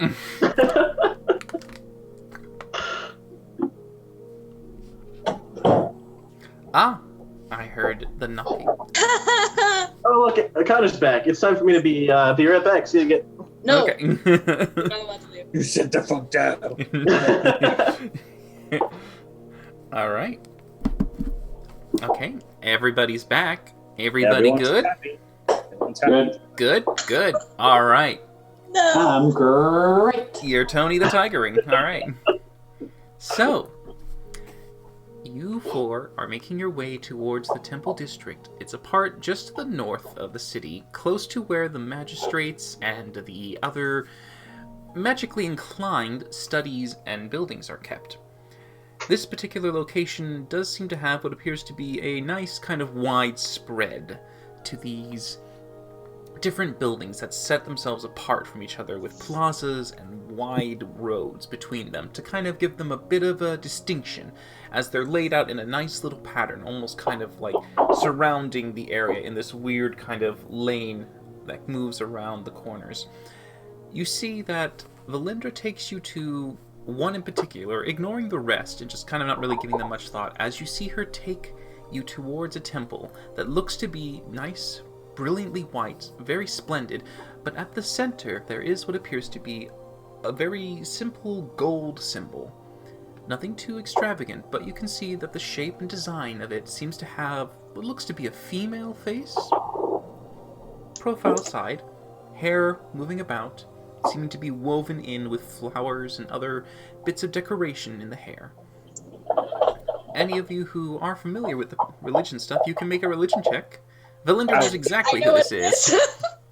I don't gotta roll for it. You don't have to roll it. No, you know who exactly this is. 18. Put on the shit. All right, yeah. Avarkesh, you recognize this. It's very easy to recognize for you. Great. So what is it? Okay. Well, if no one else wants to go for it, yes. This is the Changebringer. Alniel is the name. She's the goddess to travelers and adventures, embodies luck and the spirit of wanderlust. Those who seek her favor leave small notes that are burned at her altar bowls across the road shrines and temples, as different locations and destinations are set to the flame to ask for safe passage on their way to their destination. So a lot of the times, whenever you see her praise, there's usually a brazier or some kind of place to at least burn the note. And as you walk into the temple, you do see what appears to be at the center a large copper-looking brazier, wide at about 3 feet in its diameter, and a big shallow bowl with a bunch of gray ash in the middle. And you can see that as people are walking by, you can see that some of them are taking out what appears to be pieces of paper, folding it up, taking it to what appears to be a small candle lit nearby, to light it, and then throw it into the bowl to burn. That's strange and stupid. I like it. Has anyone got any paper? You can't have any. Why? Actually, I'm curious. I do take a sheaf of paper and hand it over to Varkesh along with a little bit of ink on a pen. Sure. Well, there you go. Dip my claw in the ink quill and I just start writing down on the parchment. Dear goddess person, this is Varkesh, potentially your new favorite. I would like to say thank you for the things that you do that I am unsure of what you do exactly. All in all, best wishes from Best Blue. God damn it. Yes, please bless and keep safe my friends. Not so much the bird, because reasons. Not so Yeah. truly Blue. Send. Alright, I mean, you finish it off and you can take it to the fire if you want. I will do that. Alright, so you take it to the candle nearby. As it begins to catch, you just toss it into the brazier in the center as it begins to burn away. I feel good. I really do. That's lovely. Well, what did you do? It's like a birthday candle wish. You don't tell. Valindra, are you trying to be quiet? Yes, I have my hood up. I'm like looking to see if I recognize the faces Make a of stealth anybody. check. Trying to stay like in the corners. You're not disadvantaged anymore. I'm not. I can do this. Ha! 14. Alright. So, trying to be inconspicuous, though you do have a very large and loud dragonborn nearby, you hope that perhaps he'll provide more of a interesting distraction that people will look to him and just ignore you.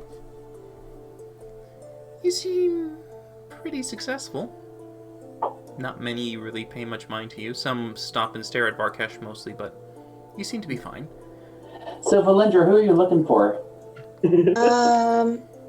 I know a couple of people that might be able to help. Do I see anyone that I recognize? You see a few faces that you can recognize, some of which you've just seen in passing, some you know the names of. You see Do one... I specifically see either Tyrion or Ravelin? You don't see either of those two at the moment. Son of a bitch. Okay. I'll go up to a familiar looking person. Actually, Sounds so big. yeah, I'll go up to a familiar looking person.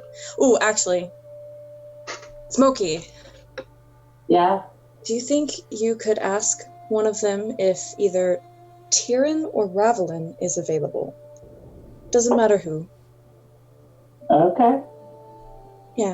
Just that one there, and I'll point to whoever I recognize that I think will be of the highest level of people just walking around. You do see a few acolytes. Not many of them are what you would call high-ranking, but you do recognize a few faces, one of which you think might be the most agreeable when it comes to, yeah. I rattle the copper bowl, going, "Hello, Lady God." Varkesh, I'm not religious, but I do think it's still a bad idea to be disruptive in a temple. Leaving the ruckus behind you, Smokey, you do make your way to this one acolyte. As you approach, they do stop and look at you as you introduce yourself for a moment. Hi.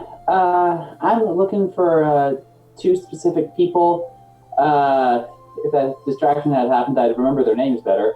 But Cool, Yes? Tyrion. Tyrell and Ravel. Tyrell and Ravel. God damn it! I don't believe either of those are people here. I'm sorry, you must be in the wrong temple. Do I hear him struggling? Am I close enough? Make a perception check. You do have Varkesh kind of doing a bowl tumble right now, so it's... No, not at all. Varkesh Okay. is a clear and easy distraction to keep you from hearing whatever Smokey's asking. Is there anything, like, maybe sound like those names. I may have gotten them a little bit mixed up. I'm afraid I don't know. No? What were they again? Travel and... God damn it! I love Smokey so much. And, I don't know, marzipan?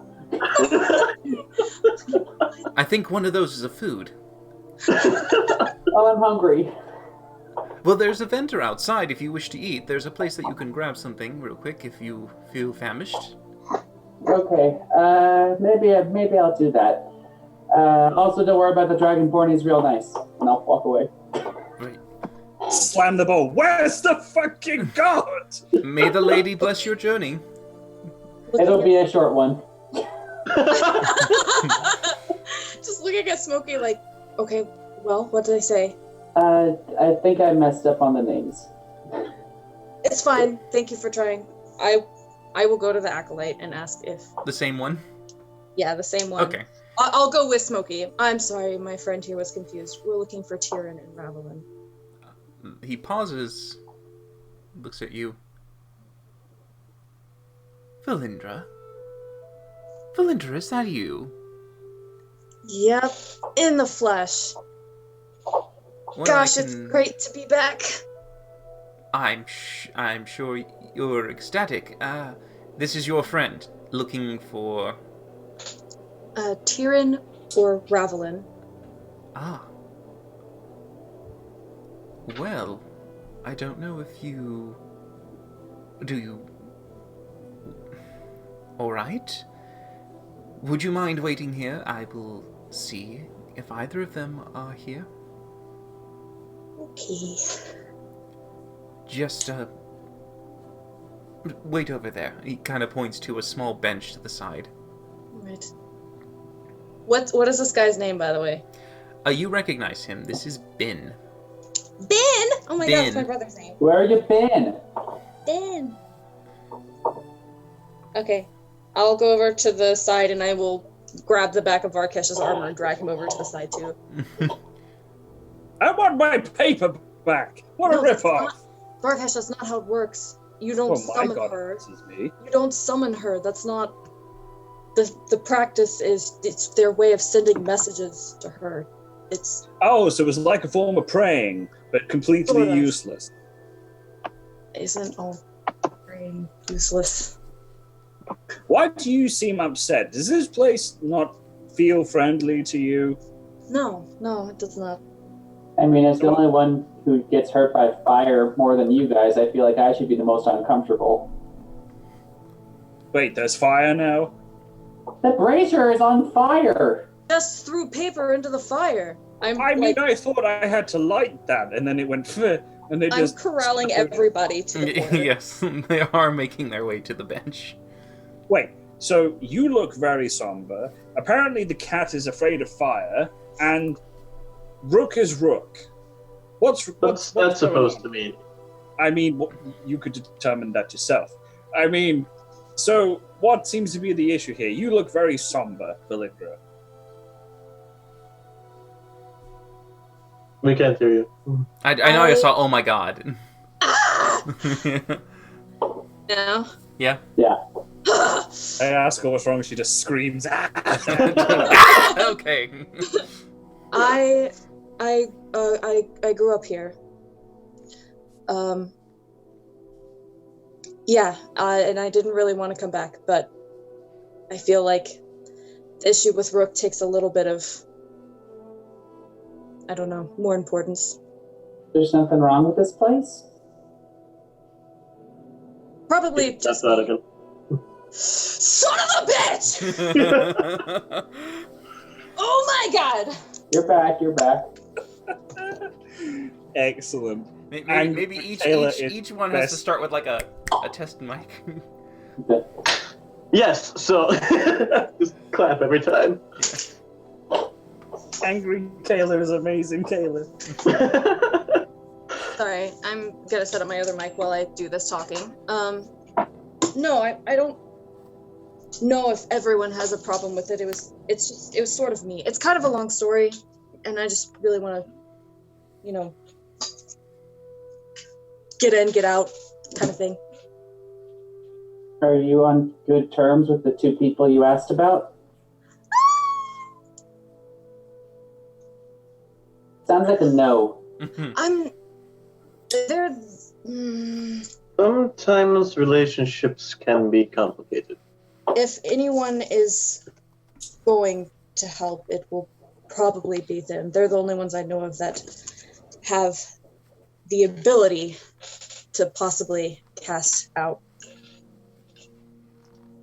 the thing. The oogly booglies. Is that a technical term? It is now. I mean, do you know what would look really nice in a place like this? A big platinum statue of a dragon right over there where that stupid brazier is. I thought you hated dragons. What? I thought you hated all the You've been really rude to all the... Well, you've been rude to the one dragon we've met, and also the other dragon mother we met. I thought you hated dragons, except for the one the He's god. been rude to everyone. Yeah, this is kind of like an ongoing thing. I'm a bit of a dick to most people. Spends about half his time insulting the rest of us, and the other half helping us. Very confusing. It's a love relationship, but yeah, take it as you like. You guys hear me better now? Oh We yeah, hear you. yes. We hear you. Okay. I definitely heard the soft okay. Yeah. Oh wow. Okay, so it's like. And I heard oh wow, so yes. Yeah. Look, Gonna move that I away. heard that during exorcism, and I'm speaking as a cleric, mind you, so I know what I'm talking about. That if you have fur or feathers, they have to pluck you. They have to completely pluck you naked before they can exorcise the demons. No, that's very untrue. If anybody so much as moves towards my feathers to steal them, I will be leaving. No one's gonna steal your feathers. Unless For someone now. really wants a pillow. Unless someone really wants a pillow, apparently. Okay. Well, that is a very interesting thought there. Plucking me for a pillow. It would be the nicest goddamn pillow anyone's ever had, but I would rather keep my feathers, thank you. Oh no, I don't really like feather pillows. They're very scratchy. Itchy. Smokey's fur might actually be quite a decent pillow stuffing. So just go flat. I mean, you have a lot of fur. I mean, I was never a fan of those damn hairless cats anyway. Those things are sickly looking. I think they have a certain kind of charm. Chernobyl felines. I was like, no thanks. Ooh, speaking of charm, Which we weren't. we need to have a conversation later once we make our way back into the Dragon District. I have something I need to discuss with you. Okay. All of us? Yes, all of you. Okay. Can't you just tell us now while we're No. No. No. right? Okay. I have my reasons. I'll explain later. I go to like Valindra's face and like with cord fingers just go "Yeet," and try and make her smile. I'm like, come on, smile. At Smile! this time, as you are kind of prying into her private space, you do see Huh? Ben come back. And he is looking at all of you, especially you playing with Valindra's face, and he's curious, but he doesn't stop as he kind of moves forward. I'm sorry, Valindra, they cannot see you right now.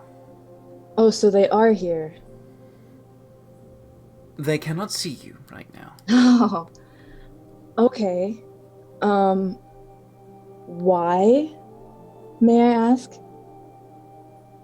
It's actually important. I don't fancy a chat with them. Trust me, I don't want to see them either. But we have sort of a possession issue going on here, and I think that they might take offense to that, since they are all about the divine. I figured they might want to help us get rid of it. Sorry? Okay, my friend here, and I'll point to Rook, is carrying something with him, something unholy. We wish to get it out. So I feel like it's kind of their job to do that. So maybe they could make an exception for whatever they're doing and try to help push that out. I see. So you're here for official business, then? Yeah, why would I come back for just no? Very God, well, no. very well. I'll just wait. Hold on. He has this very difficult time. You remember Ben being kind of he never knew what to say in front of anyone. He always kind of kept himself. I feel like we could do this back and forth thing with you being the messenger all day, or we could just go talk to them. Come on, buddy. What do you say? For old time's sake. Bene. Make a persuasion check.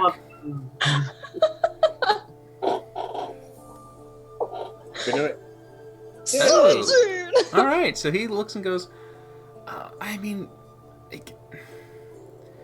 just okay, but all right, just follow me. Just kind of quickly leads you off as you all kind of step up and move. As we get up and start walking, I kind of wonder, like, are we sure they're trustworthy? I'm not certain I want someone to perform an exorcism on me under duress. No, they're holy bastards. They will do what's right. They're not going to play a trick on you and possess you with something else. Well, it's not so much a trick so much as it is unnecessary price gouging in general. As Ben continues to walk, he pauses and kind of looks back and goes, "Who do you want to try first?" Gosh, that is a tough question, isn't it? Tyrion. Let's try Tyrion first. Okay. He kind of makes his way and I love Ben! redirects his direction towards Tyrion's office, or quarters in a sense. You do see that he kind of gets into this little hallway where you all kind of start to fit into a narrower part of the actual establishment, finding that you go into places where doors are flanking the hallways either side, some of which do seem to lead to what looks to be courtyards that have little windows so you can see these little private places to actually keep prayer or to have a place to think quietly and contemplate. But you do see him walk past all these until he gets to a door, and you see him quietly knock on it, just...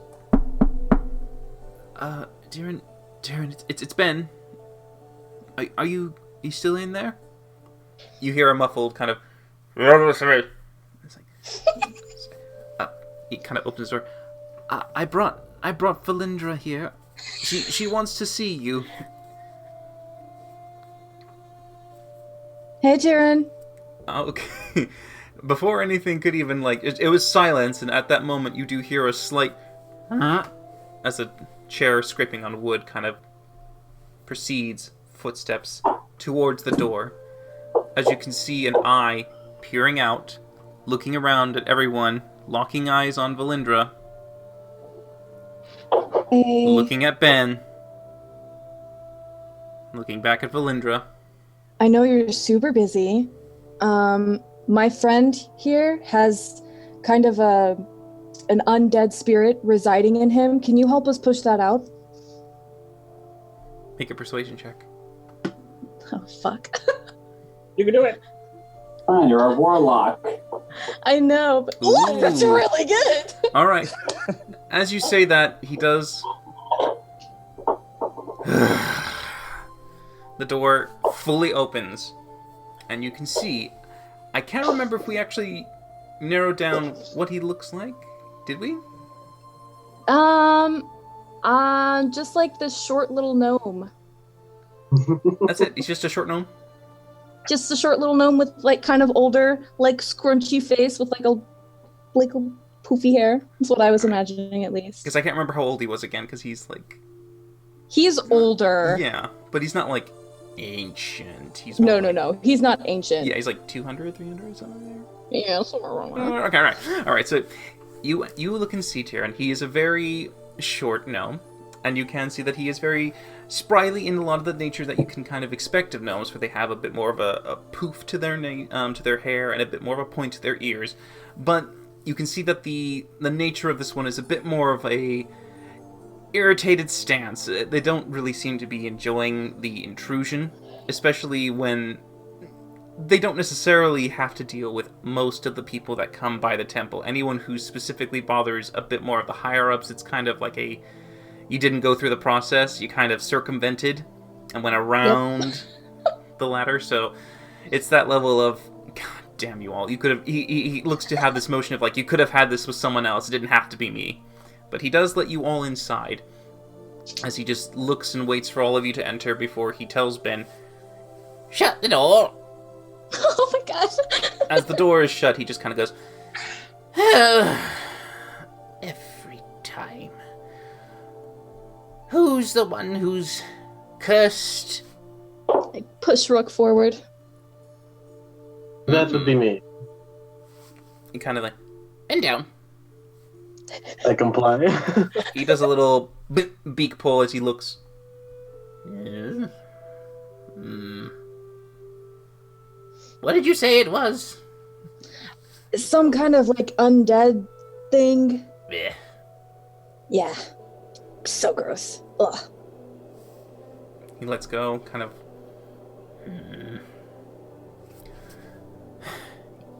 Do you have the money? So here's the thing. I don't have the money. Probably. What would the money even be? The process would of it- casting the spell is... It requires a certain sum of valuable diamond dust, as well as paying the temple for the services of cleansing you. Do I get like a temple residence discount on that added fee? You deserve a temple discount. Yeah, I think I do. You can have a standard rate. Since you're getting it from me specifically, you could have asked someone else. I mean, do you think someone else would give it for me cheaper?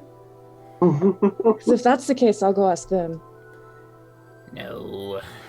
He just kind of moves off to the side as he Okay. starts to pilfer through a few of his possessions, just trying to see if he has anything on hand.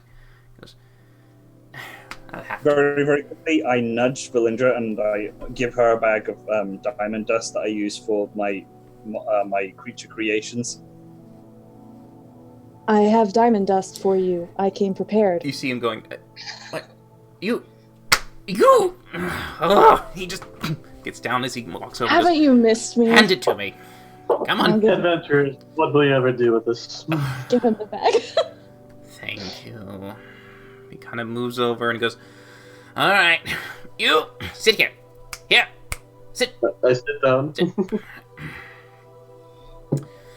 Okay, just don't move. You see him untie the bag, looking inside, going, it'll do.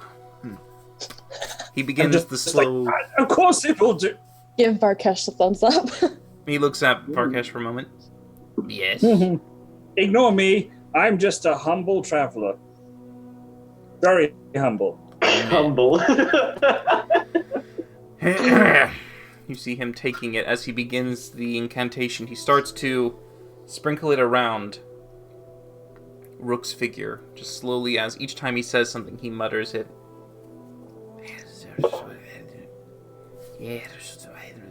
And he keeps trying to mutter something out towards you. It looks to be in Gnomish, but he does continue the casting the spell. And now you said that you were cursed, so he's going to try to remove curse. Oh, son of a fucking A! He's possessed!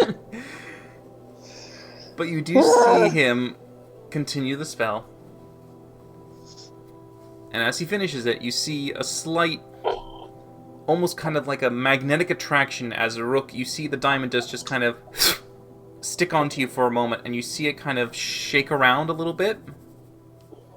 And then it just falls to the ground. And he looks down. You're not cursed. Possessed, more like it. Possessed? He's possessed. Yeah, Significant difference. Kind of. He's like carrying something with him. Of course. Of course. I'm so sorry I misspoke. He takes it and goes, all right, let's try this again. He just begins to scoop up the dust, just... So, this is typical. You never know. Ooh, kill the fan. And fix the charge. Do this. He just once more piles it up. He goes, "Ah, one more time. Oh my god. Don't move." He begins the casting once more. Again, frustrated at the repetition of this, but he does finish it off. This time, though, he does go for a charmed or possessed effect. As he does, the dust does stick onto you this time. However, you notice that as the dust begins to do its vibration, it starts to darken. The sparkle and shine of the diamonds almost becomes black. And you can see that it seems to take in something, almost as if it was draining the color from Rook's feathers. But your feathers remain fine. It's just that there's this sudden oily ichor that just gets pulled out slowly. Eventually, it just comes up to the point that as the diamond dust saturates itself, it begins to fall off. And instead of an actual diamond dust powder on the ground, you see what looks like black soot or ash. And as you touch it, you can see it just scrapes like dust. The diamond's no longer useful as it just smears away like charcoal. I sneeze unnecessarily, aggressively into the dust, just to scatter it everywhere in his room. Oh, God. bad! Oh, damn it. I do apologize. Oh. I'm a little bit of a cold. Well, just kind of continues kind of pushing it away. He has bird flu. He has bird flu. Forget him. Smokey's gonna try and grab a little bit of the dust, and then he'll use prestidigitation to clean up the rest of it. Okay. Yeah. All right, help me. He wants a sample. Sure, yeah, you have a sample as you clean up the rest of the room. But he does kind of look around and goes, Right. Now then, how much do you wish to donate to Our Lady? Oh, well, before, I just want to make sure. Okay, Rook, do you feel anything? Easy way to test this, Varkesh. Oh, yeah. Yes. Can you, turn on, do the thing? The foot stomp? Yes. I lift my foot and I'm ready to do it, and then I stop before I crash down. I'm like, No, where- he's fine. He's fine. Right. Just make sure I don't want you shouting at me again. Yeah, no, he's not here. Okay. Right. Turn undead. Begone, foul corpse of birdness! And then I slam my foot on the ground and let the power radiate out to turn undead. To see okay. it. So you absolutely once more continue and cast the channel divinity of Turn Undead, and as you push it out, you can see that Tyrian's just blown away a little bit as the backlash of it just kind of goes around, and he just looks around. What'd you do that for? Rook, you're fine. It was too clear. It turns out that you're not a corpse bird anymore. All right. That was the whole purpose of this visit. Corpse bird? Are you know, undead? I Not told any you. longer. That's what that whole possession thing was about. Yeah, he had an undead thing in him. That I said undead. In him. Yes. So he's not... You're not undead, then? No, I'm No. not actually undead. He's alive. The contribution. Yes. Great work, by the way, for the whole clericy thing. I could have easily done this shit myself, by the way, guys, but nobody trusts the Varkesh. No, I read- Varkesh, I wasn't doubting your talents. I just didn't want to wait one more night. And I Let's Well- not take up this man's time any more than necessary. I What give would- him. it is- an ingot of silver. Oh, I was just gonna give him 1 gold. Oh, all right. That would have been insulting. So, are you giving him 1 gold? I give him 1 gold. Yeah. Okay, yeah. I don't know how much I'm supposed to give. You know that in general, this is something that you would be kind of familiar with. In most cases, when it comes to providing this service, typically it's around 1,000 gold. Holy shit. Give him one- I give him 5 gold. All right, he looks at the coins and he pauses, looks up at you. Might be all I have. Is this it? It's promise of future payment. because we do have more funds, but they're with the Traders Guild. So, How much is it traditionally, if I may ask? I am Smokey. and this is Smokey. Yes. It's about a thousand usually. For one cast, you had me do 2. Yeah, but one of them didn't work. So I still used my energies, didn't I? Smokey will count out 50 gold. 55 gold. 1,945 to go. I'll got give this. him the 460 gold I have. Wait. I've got this. And I will, take all the money that they've given to him back, and I would open up my bag of holding, and I will empty it out of all the silver ingots I have. All the Which- silver ingots? Oh, great, All great. the silver ingots, which cost up to 1,000 gold. Yeah, so as Varkesh empties the contents, there's a bit of a weird pileup as you hear a of all these metal ingots just coming down as you see him just staring at the contents just piling out going, seriously, this is like paying in pennies right now. He's just like... Well, you're trying to charge us for something that you didn't do the proper research on leading up to, and have been exceedingly unpleasant throughout. That is very poor customer I service. did what you asked me. Remove a curse. Look, is there some kind of arrangement we can work out? Can I don't know, can I go get you something from the market and bring it back? He looks at the pile, trying to assess its value. Come back with the 5 other pounds. 1,000 when you can. Otherwise, don't bother again. Thanks, Tyrion. You are just... Kiss his little head. I know. Just, God, I missed Wait. this. Okay. just Who has 500 gold to spare? Nope, let's go. It would be the remainder of my pocket change, but it's what I have. I will leave my 460 with him, but Okay, if you do that, then I will open up my bag of holding again and let an additional 40 copper ingots.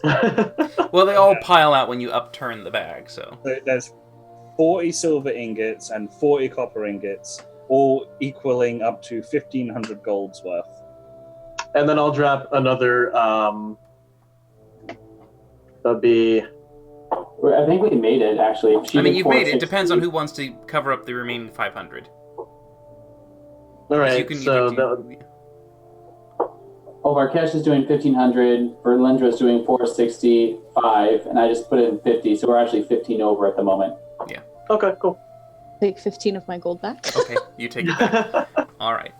But as he does kind of look at everything, eventually as you all begin to empty your pockets in a sense, he does look around and goes, fine. Just pay in coin next time. Oh, hopefully we won't see you again, Tyrion. Thanks so much. Have a wonderful day. Blessings of the road and all that. Okay, bye. Going to usher everybody out of the door as fast as we can. Alright, yeah, you continue to move them out of the room as hastily as possible, as everyone quickly exits. As we're leaving, I say, just loud enough for it to carry back into his room. Are they all like that? Yeah, pretty much. I don't know, though. Honestly, Tyrion's the one that I dealt with the most. So, I didn't... Tyrion and Ravlin were pretty much my only point of context. I knew who... I'm actually surprised Ben knew my name, so... I mean, that's pretty cool. Oh, you had a reputation. I did have a reputation, though. So, yeah. I guess people knew who I was, they just didn't, talk to them, but Tyrion was one of the ones I talked to. Practically raised me. Not many half elf, half tieflings roaming around. So, does this place have, an orphanage or something, or...? No, Ravlin, the woman I didn't see, she's actually my aunt, so... I was supposed to live with her, but she was gone a lot, so Tyrion raised me, sort of, when he had the time and patience, which he has very little of, so... That was very apparent. Yeah. So, Fun. Well, you are very expensive. Did you know that? I know, and I'm very sorry. I'll try to get all of your ingots and everything back. You know, That's any fine. funds that I get, I'll redirect to all of you. But No, Well, it was ultimately the result of my choices. You should not have to pay for that. I will assist each of you where I can until we all feel it is paid back. it's fine. I mean, I was never going to use that many anyway. I mean, I could have done what he did for free, but still, I mean, it's besides the point. If yeah, but Rook didn't get better, I was never going to use all that metal anyway. it's It was just I don't know. The idea of him hanging around any longer than he needed to was. I just walk over to Smokey for a hug. He's like sobbing a little bit. I give him a... I mean, I'm actually a little confused, Valindra. Why don't you react to Varkesh's spell like Rook did? Because I'm not possessed What did? by him. What are you? Do you? Oh God, you don't know what I am. Okay. Do you So sparkle in the sunlight? no, I don't sparkle in the sunlight. Only my smile. Okay. I sort of made a arrangement with the thing that possessed Rook. I would help him. He would help me. Sort of thing. Not my Okay. best decision. But I'm not possessed. I just sort of work for him. So you're like a servant? Yeah, basically. I'm doing this as quietly as I can, by the way, because I don't really want... Oh, I'm assuming you guys are walking and talking as Yeah. you get out of the temple, and you're kind Yeah. of sharing this information when you Okay, feel safe good. enough to share. Yeah. Yeah. No, yeah, servant, something like that. Probably a good word for it. But you said before you don't really know who this person thing is. I have a theory. Let me just look back through my notes here so that I can find the name. Know that he's nicknamed as the Quiet One. Yeah, so I think he might be a lich.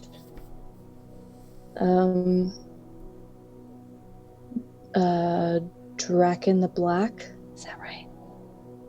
That's one we've Is heard it? about at least. That's the one that I read about, right? It is the one you read about. Yeah. Back in the Black, from the north, slain by a Selendrill with female elf. Yeah. He also died, however, and he was the only lich to have fallen, actually, back there in the waters. So What makes you he, believe that this is he? I don't know, it's just sort of, basically it's the only lead I have. I have no real concrete evidence other than, liches deal with undead, and he's sort of his specialty, and the only name that he's given me is the Quiet One. It's very mysterious and dramatic, but it is what it is. And it's my job to break that contract between them, as I have so promised. You Oh. can't. Is that what we're doing? No. Oh no, this is a personal thing for me. I don't It's- like the idea of her having dark, oogly things. It's complicated. It's very complicated. Well, Um, well, what's your goal? I mean, you said he was going to help you. What was that going to be with? he already did. Oh, Yeah. He granted my favor, and now I am eternally in his servitude. But if the contract is broken, I don't know if he'll take away the favor, so I would really rather that not happen. okay. You seem confused still. Well, what does it matter? If we could find some other way to keep it sustained, should the contract be broken, it shouldn't be a problem. I had a friend who died, and I needed him back, so. Rook kind of gives a side eye to Winnie, or I guess technically her shadow right now, and then back up Yes. to her face. I see. So, Well- well, Uh, if your friend came back, I mean, I don't know. I mean, are you sure? Did they come back because it's a lich? Do they come back like undead and stuff, or? He is technically undead, yes. And he has a little difficulty staying together. He has a tendency to fall apart at times. sounds like he didn't do a very good job of pulling up his end of the contract. No, I to guard. mean, he did a great job, but I mean, was your friend originally a little foxy thing? yeah. Well, in that case, he did fine. I suppose I assumed. I apologize. Sold my soul to save a fox. I mean, Scott, if it's I what's see your mouth important to you, moving, it's what's important to you. That work. Yeah, Yeah. it did. Violence beats microphone.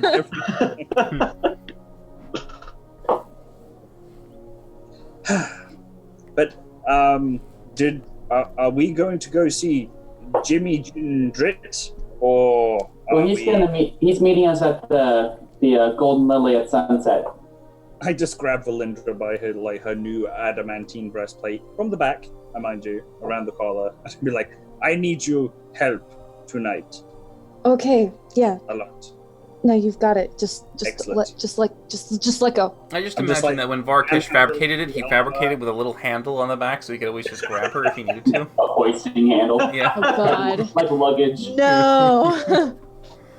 Just like give her a flick and like wheels pop out, just like one of those little drag bags. That's awful.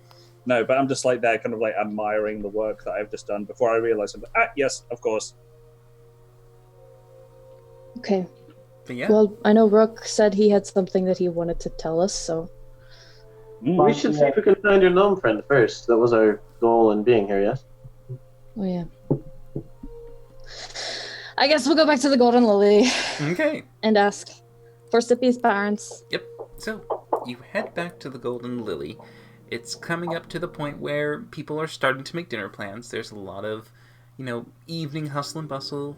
Food is being cooked as you can begin to get that craving for dinner. And as you start to make your way to the Golden Lily, you can see that there are people starting to get inside. Many of them are interested and excited to see what's on the menu for the kitchens that they have, as well for the restaurant that they have inside the inn. And you can see that people are starting to get ready, line up. There's a bit of a queue already forming for everyone to get inside. But you do arrive, and as you do, you can see that the people are getting a little bit interested and eager. There's guests at the inn coming back to stay after doing their visits, their tours, their shoppings during the day. You can see that there's a lot more life that comes into the inn during the evening hours. But you do make your way to the front, and you ask one of the attendees if they happen to know if either of the owners are in.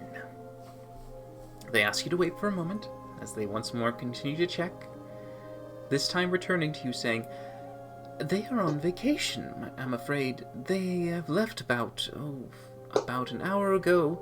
They needed to check in with, I think it was their daughter. I think they were going to see her." Did they say if everything was okay? I don't know. I wasn't privy to the discussion, but they seemed fine when they left. I saw them happy. Okay. Well, Well, is that taken care of? yeah, I guess that's it. So I guess we can go back and wait for Gindrit.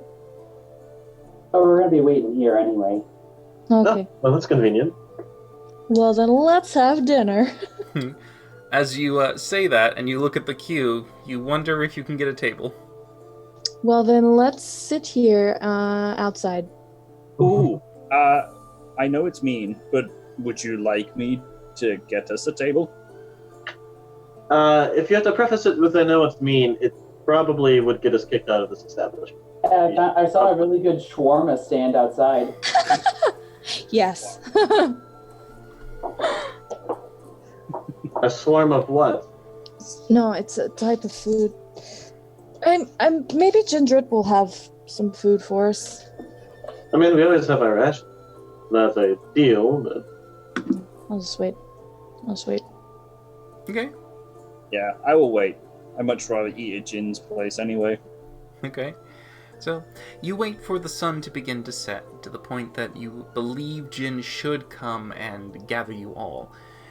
Usually, it would be within the next 2 hours or so that it would get to the point that the sun has gone down enough that Jin would have thought it suitable to come and see if you're ready. And you do just eventually... before we see Jin should arrive, I turn to Prakash and I'm like, oh, that pastry place is nearby. We could totally go there. Son of a bitch, it is! God, we don't have any money left. We literally spent all of our money. Well, we have some money. And as you do say that, Jin does arrive and sees you all standing there. And he kind of walks in, very similar attire that you can see that you recognize him with, and he just kind of goes, "Right, looks like everyone's back. Good to see you, Valindra, Rook, Smokey, and Varkesh. It's nice to see you all. Are you ready to come back?" Yes. And before we do, Jin, as promised, here. And I present him with the fox. He goes, "Oh, this one's mine then." This one is yours, as promised. Well, thank you, Varkesh. I'll treasure him always. And he kind of takes the little figurine. What was the activation word again? Rosen. As you say that, whoop, and Valindra, you hear a little in your backpack.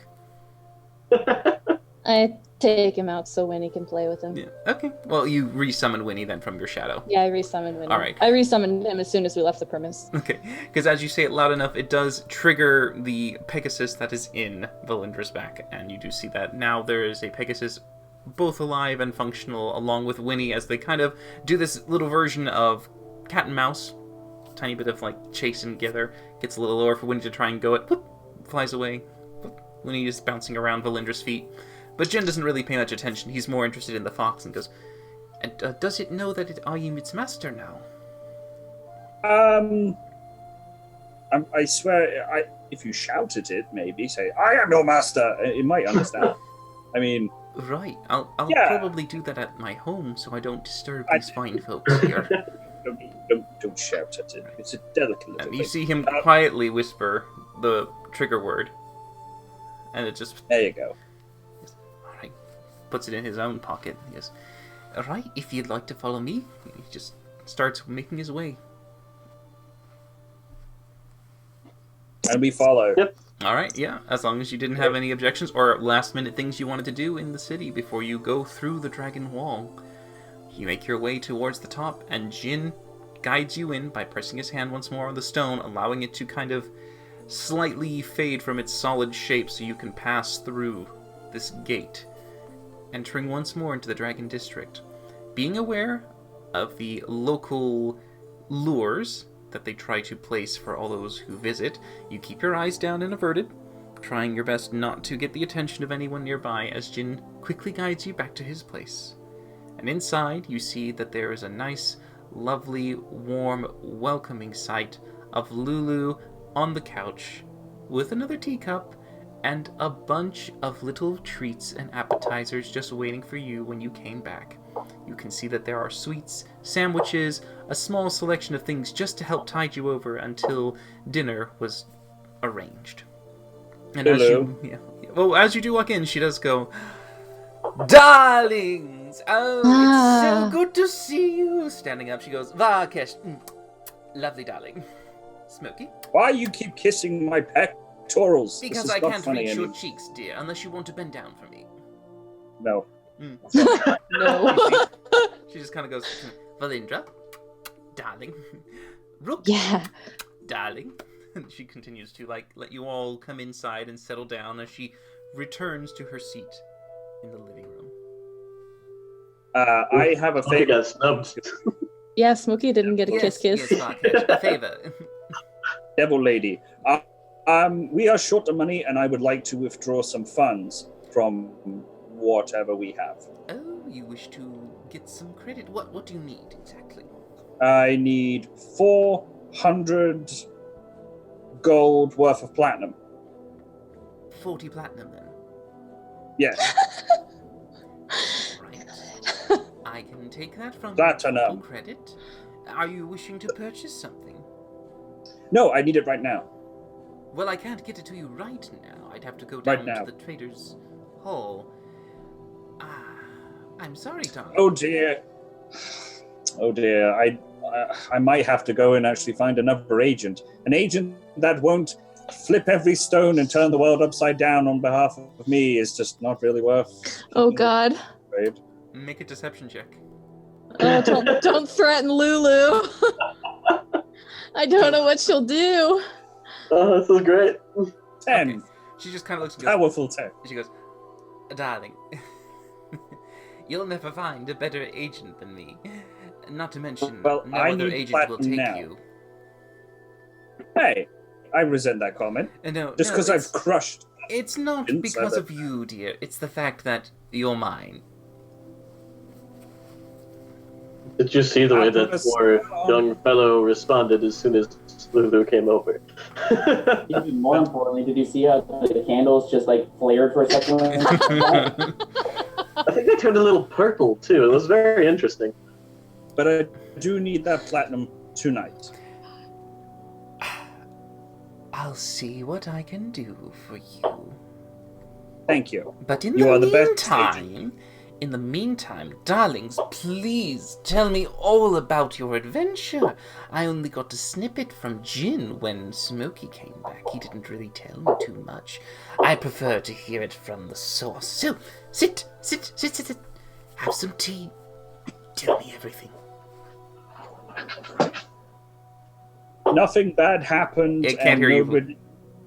Fuck! No, we can hear you, but not Kayla. Yeah, he's talking to me. Yeah, but now we can hear you. I'm gonna sit and eat and not say anything because even if I did, the mic wouldn't pick it up. So. But we heard all that, but yeah. Okay. Well, we managed to find the farmhouses that were being attacked at a rather unfortunate yet opportune time. I'd gone ahead a little while to see what was going on with the farmstead that appeared to be on fire, and then was in fact on fire due to the presence of a very large fire elemental. Farmers being kidnapped and taken off in some wagon. Ooh. We followed until they were able to make camp, at which point we tried to Try to what, darling? Free the prisoners? free the prisoners and get rid of the problem at its source by killing those who were taking them in the first place. A daring rescue. I'm sure you did excellent. Well, we would have, except they had some defenses we weren't exactly expecting. A very powerful magic caster for one. Oh. Obviously, we all came through alive, but it was a challenge. We managed to escape back to what appears to be a central base of operations for the area. We infiltrated that base, cleared it out for the most part, and discovered that someone is performing some atrocities. Yes, this is what I heard a little bit about. Yes, they're taking, I presume, these poor farmers and fusing them with beasts, creatures that are not fit to really converse or interact with any reasonable folk, creating monsters that appear to be, so far as I can tell, used for some sort of invading force somewhere. At least that's the only reason I can think of for their creation, because they're beasts of destruction. They have no finesse to their entire being. Absolutely. But yes. So we cleared that place out as well as we could. Unfortunately, the ringleader escaped, but we have You'll get him next time, darling. I know you will. Yes, I don't intend to let him live long enough to speak anything in my presence again. We're able to get a couple of, just like we found some journals, and I'll pull them out. And I also got this map with all their locations in the area. And also, Valindra has a head that she can ask Oh, that's questions. right. So I know I told Jen we don't have anyone alive, but we do have someone who can talk. Oh, Yes, I pulled darling, that is interesting. head out of Arkesh's bag. Ah, excellent. A bit gruesome, but Yeah, but I had to put No, his it's jaw gross. back together, and That that's was kinda some cool. delayed revulsion. That's concerning. I see. Reassembled, but excellent work. I knew you all could do it. Clever lot. I just want to like put the head close to her and try to really freak her out. She's kind of just like, oh, that's lovely, darling. She's more of like, oh, that's nasty. Get it away from me. But I'm not gonna I be lean like, over right. and I kind of lean over and point at some of the stitch marks. Like, see, Valindra has a very steady hand. You can see here where Oh, she. yeah. Yes, darling. Yes, And if I you- see. That's Yes. a butterfly stitch. It's really hard. It Yeah, looks- if you peel back the lip here, see, yes. like in the back there, like see, it's really hard to get a needle back there, but I'm pretty proud of that. I can see why the adventuring life suits you, darling. Yes, now put that away. There you go. Thank you. Back away. I just set it on the seat next to her. So you're Turn. she kind of moves a little further away. So you're going to question the head. Yes. Mm-hmm. That's the And plan. how does that work exactly? Oh, I just ask it questions and it tells me things. Do you want to see it? Sure. Hello. What do we want to ask it? That's a good question. Well, Jen, is there anything? I assume Jen's still in the room, right? Jin is not in the room. No. Jin pretty much deposited you, and you all just went immediately to Lulu, and he just didn't want to bother with it at the moment. Mm-hmm. Maybe we should get Jen first, so he can see it. Oh, well, all right, I suppose. Jin! Jin, are you there? You see her calling out, and then you just hear this moment of... You know, you'd never have to shout. There's someone nearby that can get my attention, you know. There's one right here, and you see him kind of push something. You guys don't We see actually anything. quite He's very good literally job of cannot see miming it. that. And also, don't dragons have really good hearing anyway? We do it that, lad. We do it that. Perception. What, But anyway, why did you ring me? We actually have a witness that we're about to ask some questions of. Since you said we didn't provide enough evidence, maybe there were some questions you wanted to ask it. You have to Well, ask you the told group me you Valindra, didn't have though. any evidence, lad. This is evidence. That's paperwork, and that's a head. But We thought we'd get ahead of the game. And right, you're going to question the head. Yes. Is there anything you want to know? How are you going to question the head? What was the one? I just talk to it and it tells me things. And I'll Right. pull up my staff and like tap my own head. Aha. You know, magic. Right. Yeah. No, I know magic. It's just it's very dark magic. You're going necromancy, I suppose. Yeah, it's kind of my thing. Right. And you see Lulu going, That's not "Oh, is it something. dangerous? Is necromancy that diabolical?" I mean, the Talking Heads made some interesting music. Dangerous. Oh, that's exciting, darling. Yes. Isn't it just? It is. It's good to share. There's a dangerous person under my employ. I could get a lot of Oh, credit no. with you. No. This is not an advertising thing. Oh, no. but darling, everything can be used to share and spread your... No, Well, it's... that sounds like you're gonna get me signed up for a lot of things that I don't really want to do. But darling, if you know how to do it, why wouldn't you use it? All the skills, all the tools in the tool belt. I mean, Hey, why don't we get the head talking? yeah, that's a good point. What is it that we were gonna ask the head specifically? We had a question, and I think we asked. We wanted to know why they were performing these experiments. That's right. It's Alrighty, a good then. question. So I will take my staff and I will pop him on the head and make him talk. Okay, so channeling through your rod, you see once more that as Valindra focuses, she keeps it in front of her, and the eerie blue glow once more glows in the staff and exits from her eyes and her mouth as it goes out and feeds into the head. It takes in her essence, and you see it kind of begin to twitch as it just begins to kind of reassemble itself. The eyes can't open, it seems, but you just see the mouth just going. There's that beautiful smile. Okay. Why? Ooh, what purpose are the monstrosities to serve?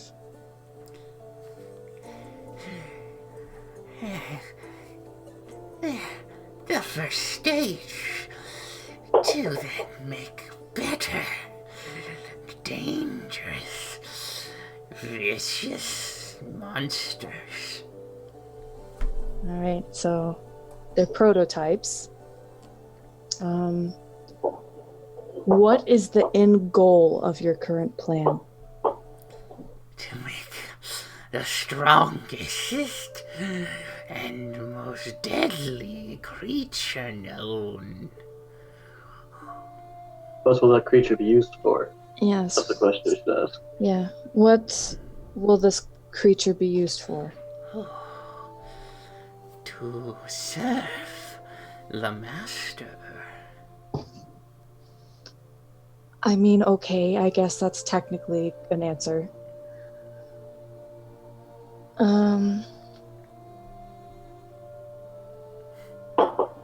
Couldn't hear what Scott said.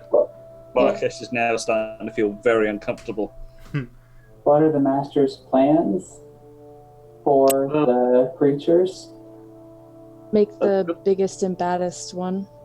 Yes, but what does the master intend to use this biggest, baddest creature for?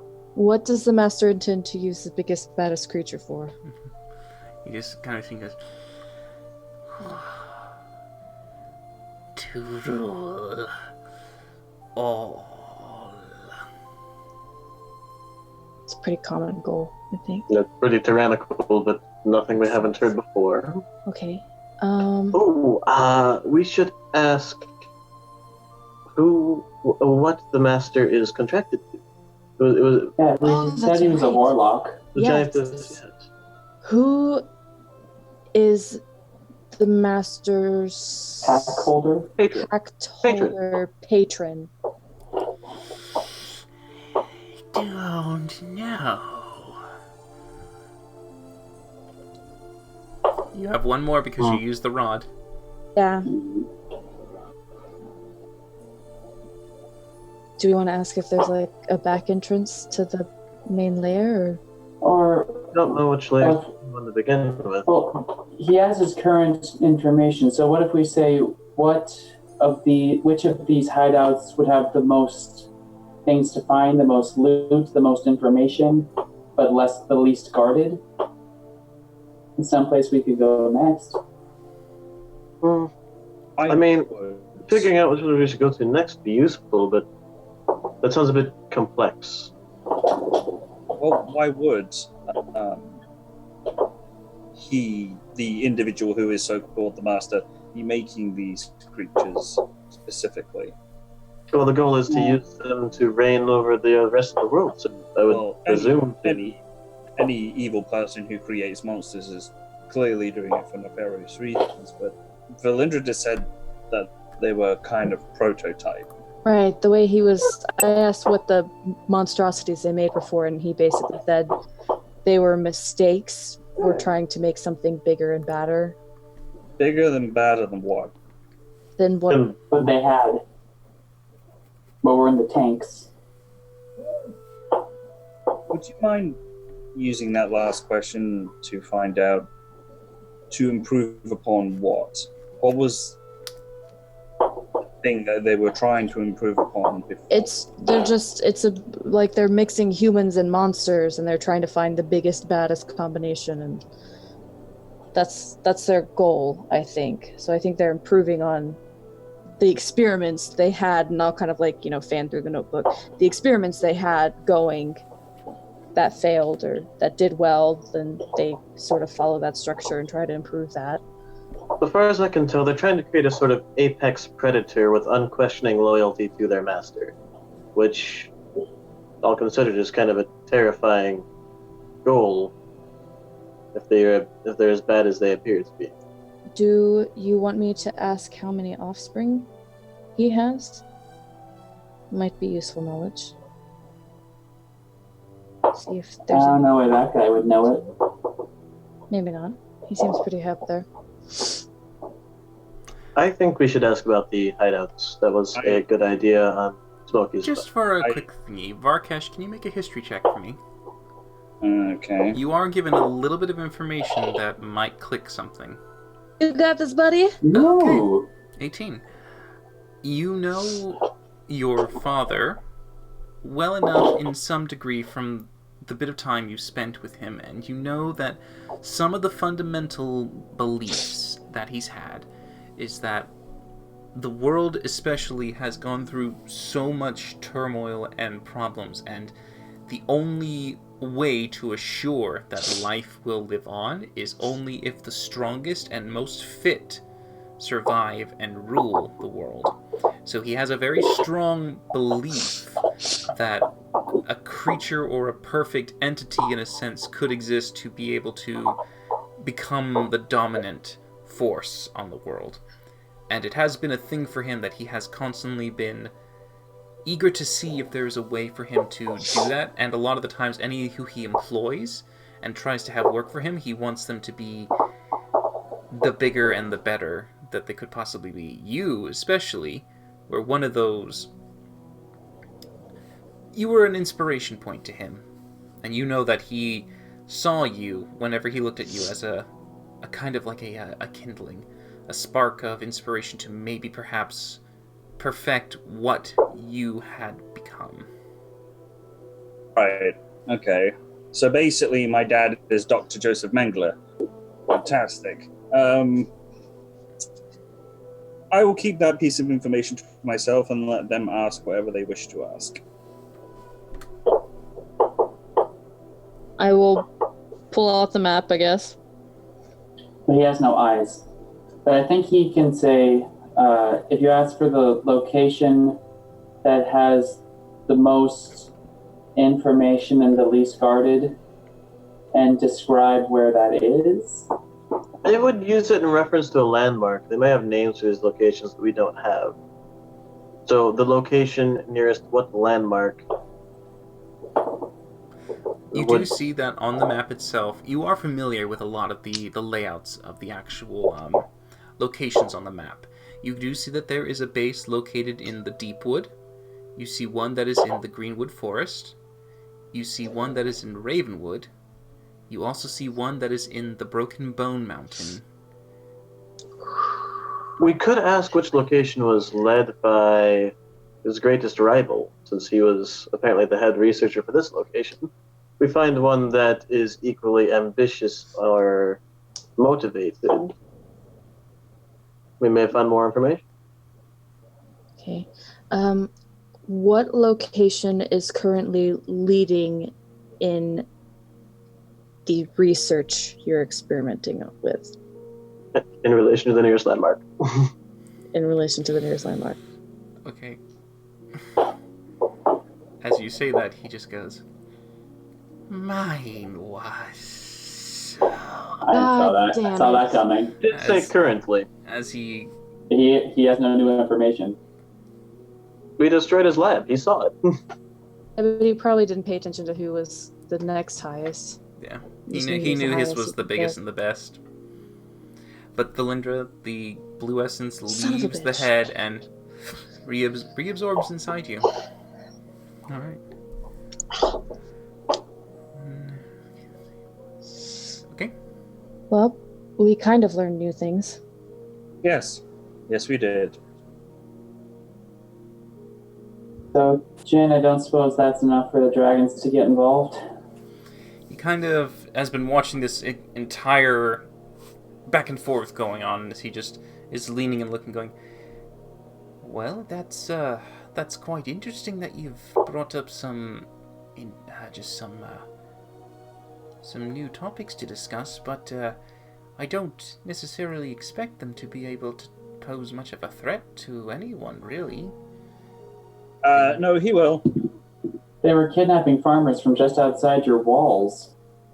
All right, anyone who's outside Alniel, it's a dangerous world. Even in the valley, there's a chance that there are things that can still creep around and occasionally come around in your homes, and you got to be careful. But I don't necessarily think that they're going to pose a threat to Alniel, let alone to any of the dragons. If you ask my opinion. I would, as powerful as the dragons are, and with all due respect, he has killed over 2,000 people before. Well, that's These labs are widespread. They're creating a perfect quote-unquote monstrosity. We have research logs that indicate some pretty serious power levels, and you don't think that this will snowball into a much larger problem? If he was interested in creating the perfect being, he'd need look no further than one of those here inside the Dragon District.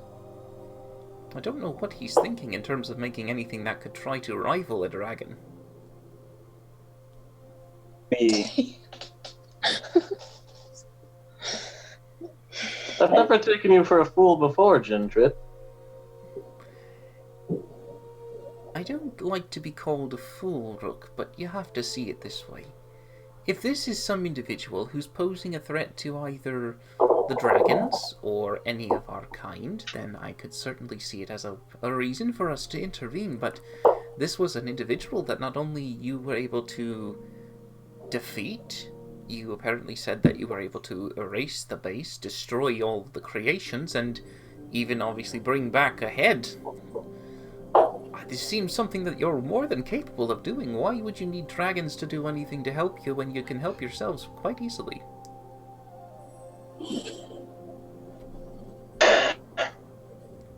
Not to mention, lad, there are other things that we have to do.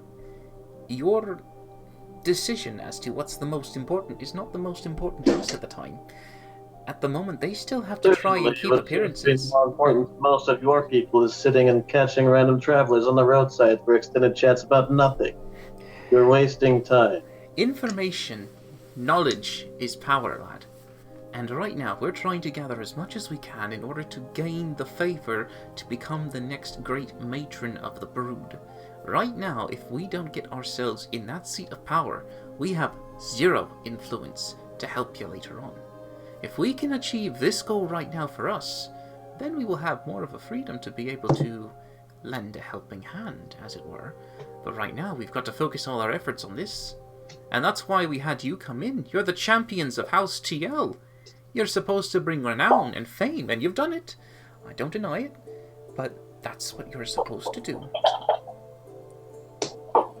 Just gonna hold the head out to Jen. Do you want to get rid of this? Hey, what? You don't think, well, can't you ask more questions of it? No, not really. Not before it starts decomposing. I think that you could probably just... I'll throw it away for you.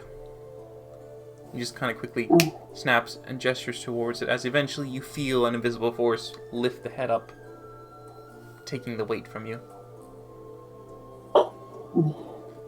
Just to throw it outside.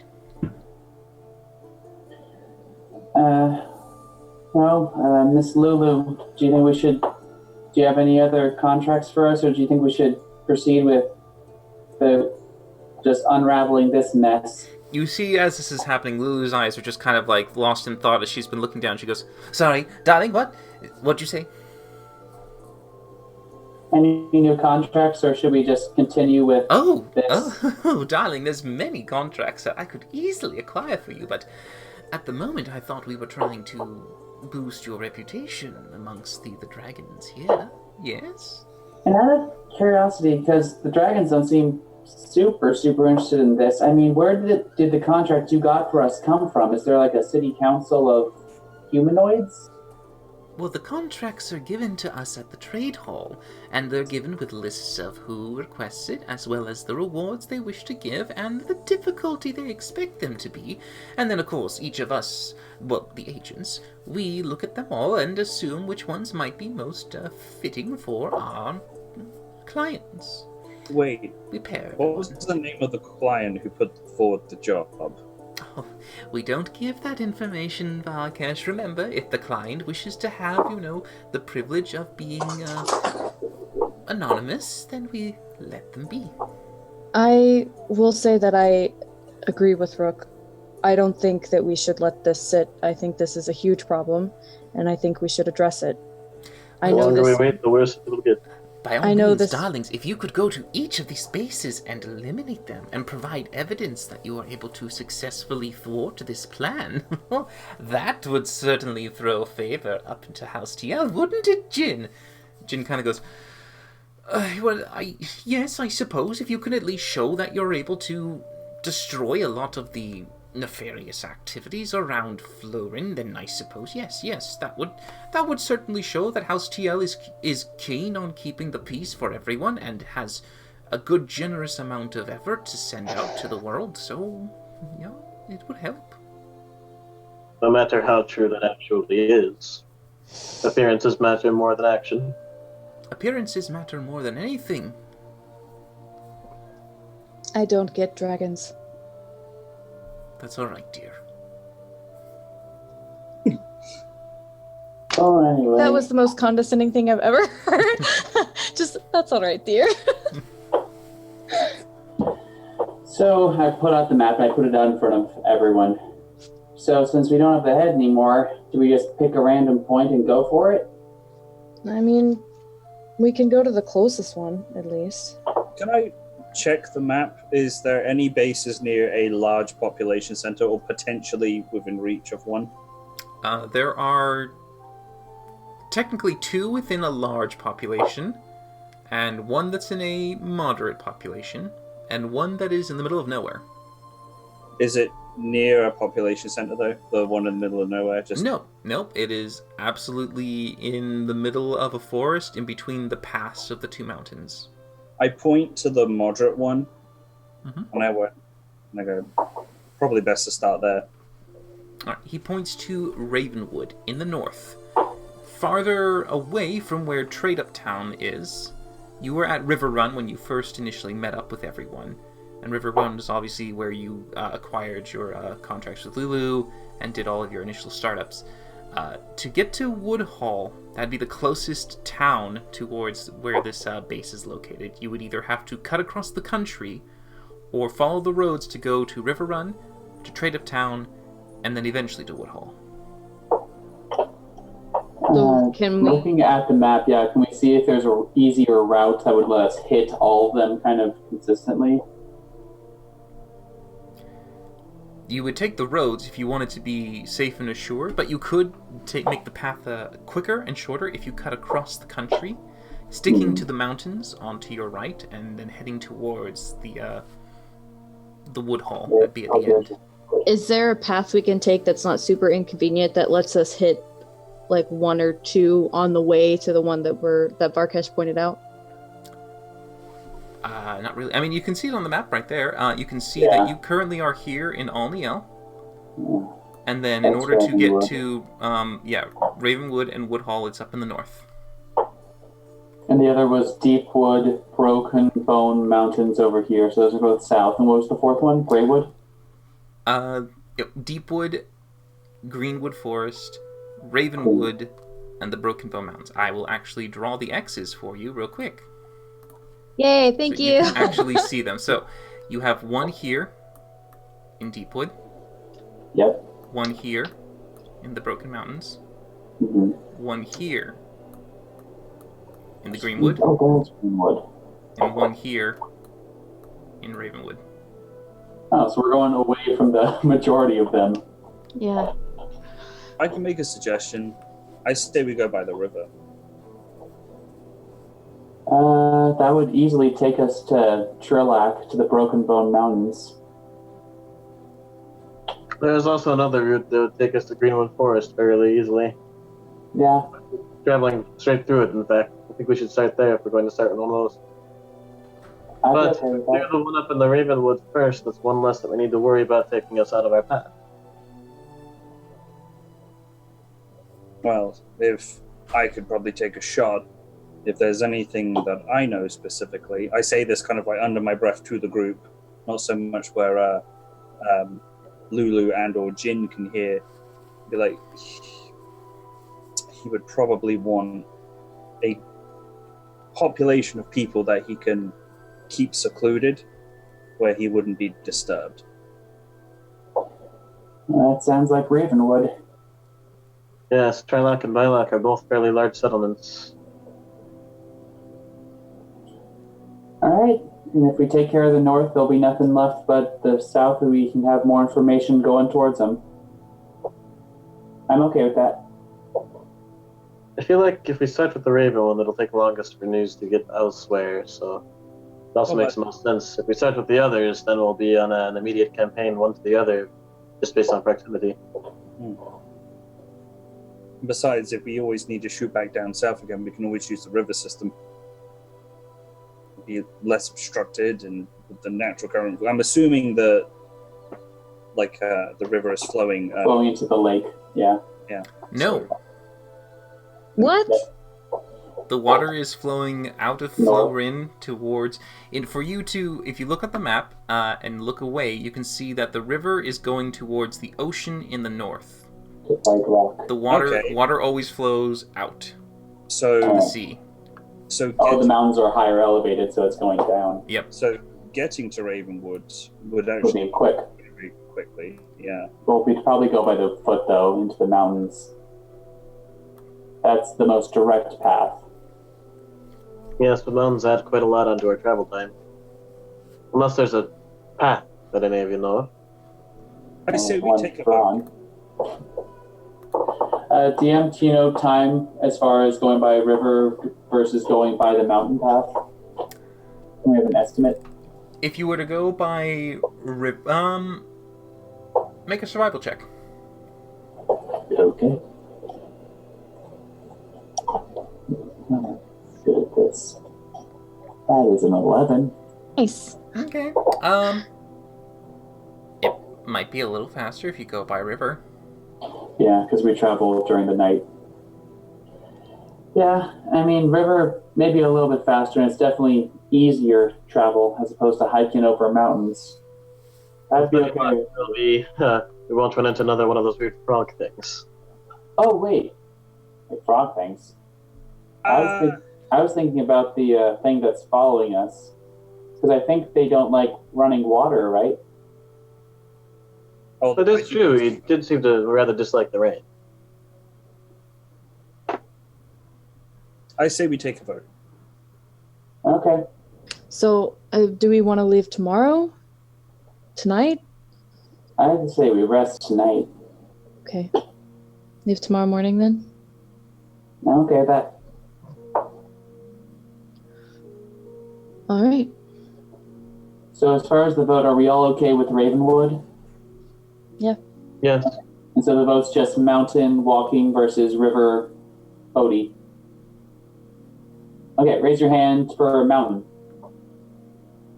Raise your hand for boat. Okay, Like, boat's got the That's a vote. unanimous. glad we used that democracy. There was that matter I needed to speak with you three of. Okay. Oh, yeah. I mean, Go ahead. I'll do message to Rook. Do you want Lulu and Jen to leave? Do you want... And this is message, so it's just between us. Yes, I'd just like to speak with you three, please. Okay. Well, Lulu, Jen, thank you for taking your time. Lulu, if you could actually, I don't know if it's too short a notice, if you could arrange for passage on a boat to Wood Hall, but do you think it'd be too short a notice to try and leave tomorrow morning? Make it tomorrow evening or the day after. I can What? try, darling. I can try. Varkesh, don't you still have that boat? That's in River Run, and I took the steel back from that, but I can make another boat very easily. We can. Varkesh actually made a boat that was pretty comfortable and apparently was quite beautiful as it attracted the attentions of a frog who wanted to mate with it. So that was. Well, good on you, Varkesh. There Well, is I an don't end to know the if silence. as a compliment. Well, I make I'm sure Animals either way. fuck it. I mean, so, I I don't question your many, many talents. But yes, alright, if you can make the boat yourself, then I don't need to worry about it.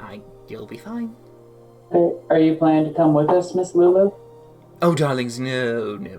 I shall stay here in Alniel. I shall work all of your names throughout every single storefront and inn. Everyone will start whispering the names of Valindra, Varkesh, Rook, and Smokey, the greatest adventuring team that there is. I think I may have already accidentally made a spectacle of myself today. Just Darling, clearing do that tell up. me, what did you do? Oh God. I made a few things that I gestured to the adamantine armor I'm wearing and what Belinda's wearing, yes. That is different, isn't it? It's darker now. Yeah. Yes. Quite. So, Please. and beads? And I didn't really make it with a hammer and an anvil. I made it with lights and things. Light and things. Yeah. Well, darling, that's impressive then. Yes, I'm sure people will start to say your name. Well, our name. Well, I shall make sure that they know that you're associated, of course, with Lulu. But Well, I still- meant kind of like Rook, Smokey, and Valindra. Of course, darling, yes, everyone. That's her talking about her commissions now starting to build to the surface now. Still, I can easily work that. I'll find out the details. Don't you worry. Platinum, please. Yes, I shall go and do that in the morning. I don't think I'll be able to get much luck now. Unless, of Very course, bad. Jin, dear... Jin, do you mind, maybe, perhaps, offering a hand? You see her kind of looking at him. He goes, a hand for what? Well, they need to have some coin for the trip, darling. They're going into dangerous waters, heading up to lands unknown, unexplored, untamed wilds. They need to have some form of resource. Surely you agree. He just looks and goes, all right, fine, I'll take you over to the wall. Just, I suppose the rest of you, if you need anything, just ask one of the servants to give it to you. They'll provide you with whichever you need. But come on, then. Wait, what? Where exactly are they, all these servants? Yes, they're all around you, lad. Not very talkative folks. No, they don't talk. They just obey. Alright. So if we ask for something, it'll just happen? They're not As key long as to- they have the means to do it, yes. Okay, I just didn't know if they were key to you or not. No, they're just key to the house. Okay. Can we assume we've had dinner at this point, or... You've not had dinner. If you want it to be cooked by the servants, you can. Okay. I think we'll take it up in our rooms, I think. Oh yes, I would like 16 pounds of mashed potatoes. I would like 4 turkeys. I would like maybe like a whole bushel of bacon. I would like as many cooked vegetables as you can. Just cook it all. I feel like this is the version of eyes are too big for his stomach, and as he gets all these things delivered, he has like 2 mouthfuls, and it's like, I'm done. Probably. I'll I mean, just. the servants are used to cooking for a dragon, so it's probably not that big of a deal. Yeah. Oh, we lost you, Kayla. Like, oh, you're back. Got you back. A laugh of madness. But yes, Jin just lets you do what you need to do. The servants will attend you as he makes his way with Lulu, arm in hand. It's kind of a weird little thing. It's more like he's doing this and she has her hand resting on the arm because she's taller than him. So it's kind of just more like a little tiny... Amazing. But they do walk out as they leave As you she does. alone. As she does, I'm going to shoot a message at Lulu. Mm. Just so you know, apparently dragons don't mind charming people. That's not a big deal here. She kind of whispers back to you and goes, oh, darling, they should be worried about me. Oh God. It's so true. It's so true. Alright, so should... I like to think she's got a name at this point. Whenever she's out walking about, they just stop their charms immediately Yeah, and it's just look like that. elsewhere. So should we go to one of our rooms then? I will ask for Valindra's help. I think Rook needed to talk to us, but then I will absolutely help you, Varkesh. Yes, let's talk with Rook first. Okay. This is a matter of some import. Look Oh. around, see if there's anybody around that is actually, like, capable of speaking. I can help with that if you're worried about being watched on. I am, actually. Okay. I will cast Mordenkainen's Private Sanctum, and I will expand it to pretty much include my room in the mansion, and just, I can make it up to 100-foot cube, so just... Yep. You cast the spell, and a force just kind of begins to push out, kind of pushing a little past the walls. If people on the outside would see this, they'd see this very weird extra... I just make it invisible. Ah, alright, you make it invisible. Yeah. I mean, It just deletes all divination magic. Sweet. Alright, so we've got that going for us, and I'm still going to check the vicinity for anybody watching, listening, or otherwise attempting to eavesdrop in any way. Alright, from the best you can tell, there's no one outside peering in or trying to keep an ear out there. You seem to be pretty alone in the house.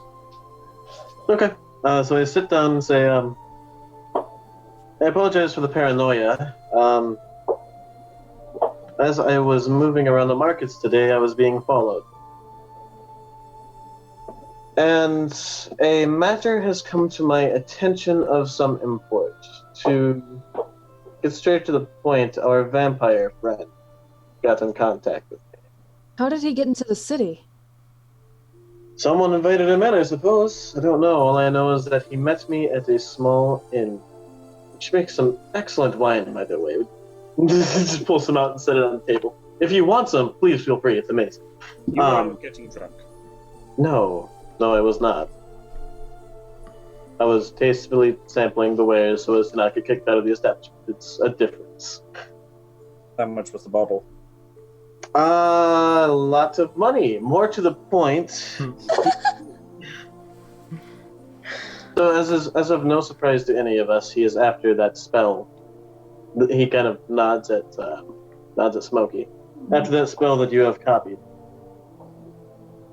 he has something important to me. Something that he is threatening and holding hostage. Feathercomb.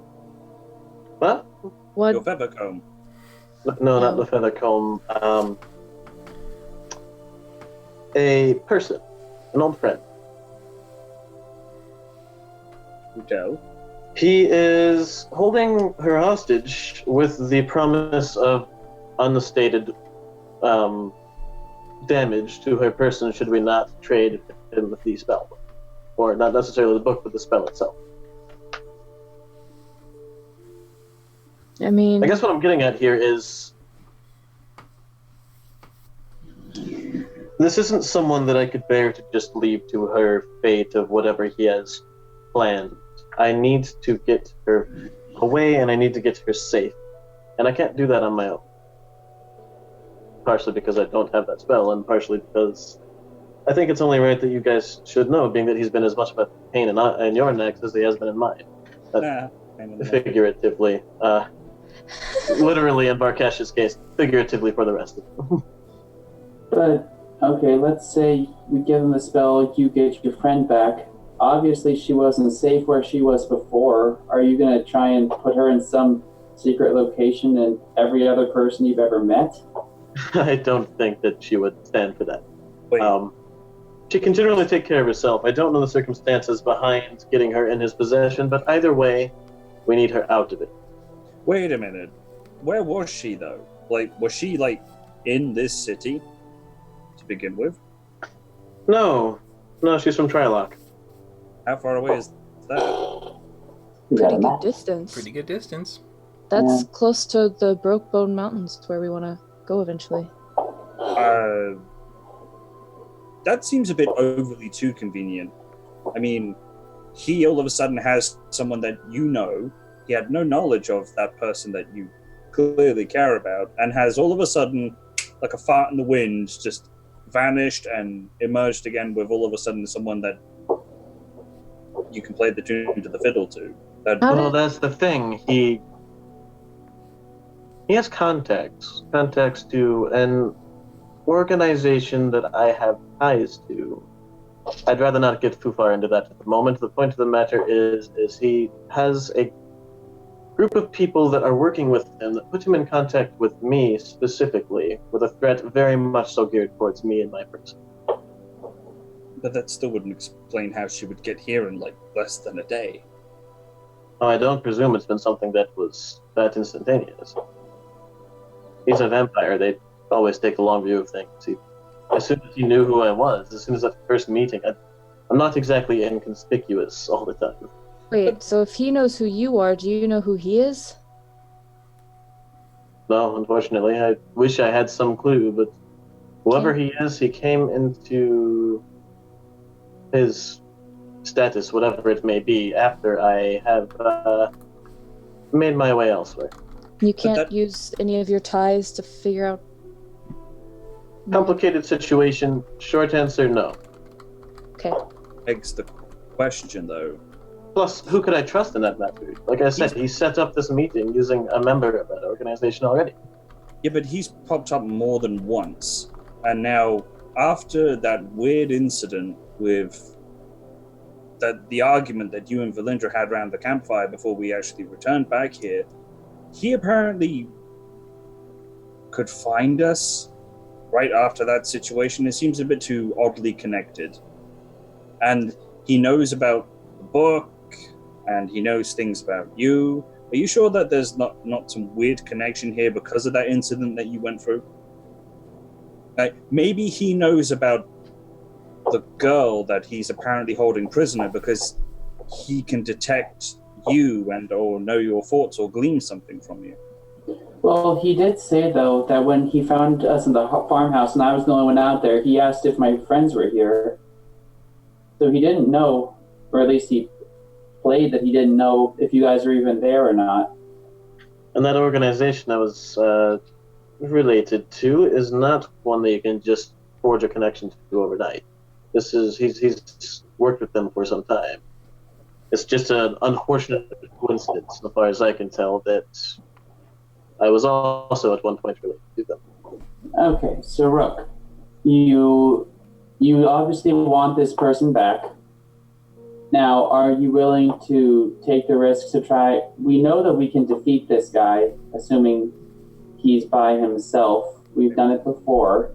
And that's a major assumption to be making because he set the time and place, and he had me followed throughout the city. He has people around. Well, what's the time and place? Tomorrow morning, there's an old shed outside of town. It's inside the city, you do know that, and it's not really a shed, it's a... No, it's a warehouse. It's a warehouse. If... Correction, a warehouse in the city. If I can get within 500 feet of the house, I can pop in, grab her, and go. I don't think that will... I think he'll be ready for that after the first encounter we had with him. Well, we do have one advantage. Namely, he doesn't like me. I think How he is really that, cares man? for any of us. Well, I don't know. I just get the feeling because he's an undead thing and I'm a cleric and he's a bit like, not you again. So, In further complication, he specifically stated that I must be there alone. yeah, because that's going to happen. That's about what I thought too, but we should at least try to make it seem like that, and no offense, but you are not very subtle, Barkash. Thank you. Well, we already have a solution to that problem. I just put him in a bottle. But that sorts out the situation for him, but what about the two of you? Well, okay. I mean, it seems like this guy's been asking this spell, and I mean, you guys talked about how apparently to bring your patron, and I point to Valindra, back, you need the finger bone, the rod, and the spell that's in my book. I mean, it looks like this vampire is trying to do the same thing. I imagine, unless there's some other way that... Actually, no, he mentioned that... I don't know that. That was part of Brooke's conversation. I mean, it seems like they're going for the same goal. Your patron and this vampire. I don't think so. He stated that he's trying to return the spell to the one who created it. Whoever that might be. I don't know if wizards have, like, signatures or something. I think I identified the book, didn't I? Don't I know who it belongs to? I thought I did. You know something about what and who the book belongs to? Oh I'm no, pretty sure I it's Dragon identified the Black. So what did Arkesh say? I identified the finger bone before Smokey joined the group, You did. You identified what it could do for Valindra if she attuned to it. and its name. Remember? Did you get its name? Well, that's what identify is. It gives the name and also tells you what it does. But you can homebrew that shit if you don't want to give away plot points. I mean, I Smokey don't can know if it open has its a name. It's more or less like it's basically a thing that has magic into it, and that who is attuned to it has like a greater chance of unlocking its. It's not like it's an open magic. Like for you, it would do nothing. It only works for Valindra.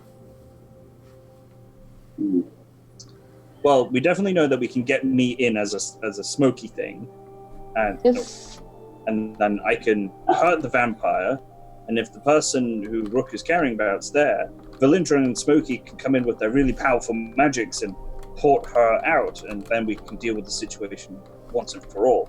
I can send Winnie with you, Rook, and sort of keep an eye on things, and if things start to escalate, or we can come up with a key phrase. If you want Smokey and I to pop in, we can.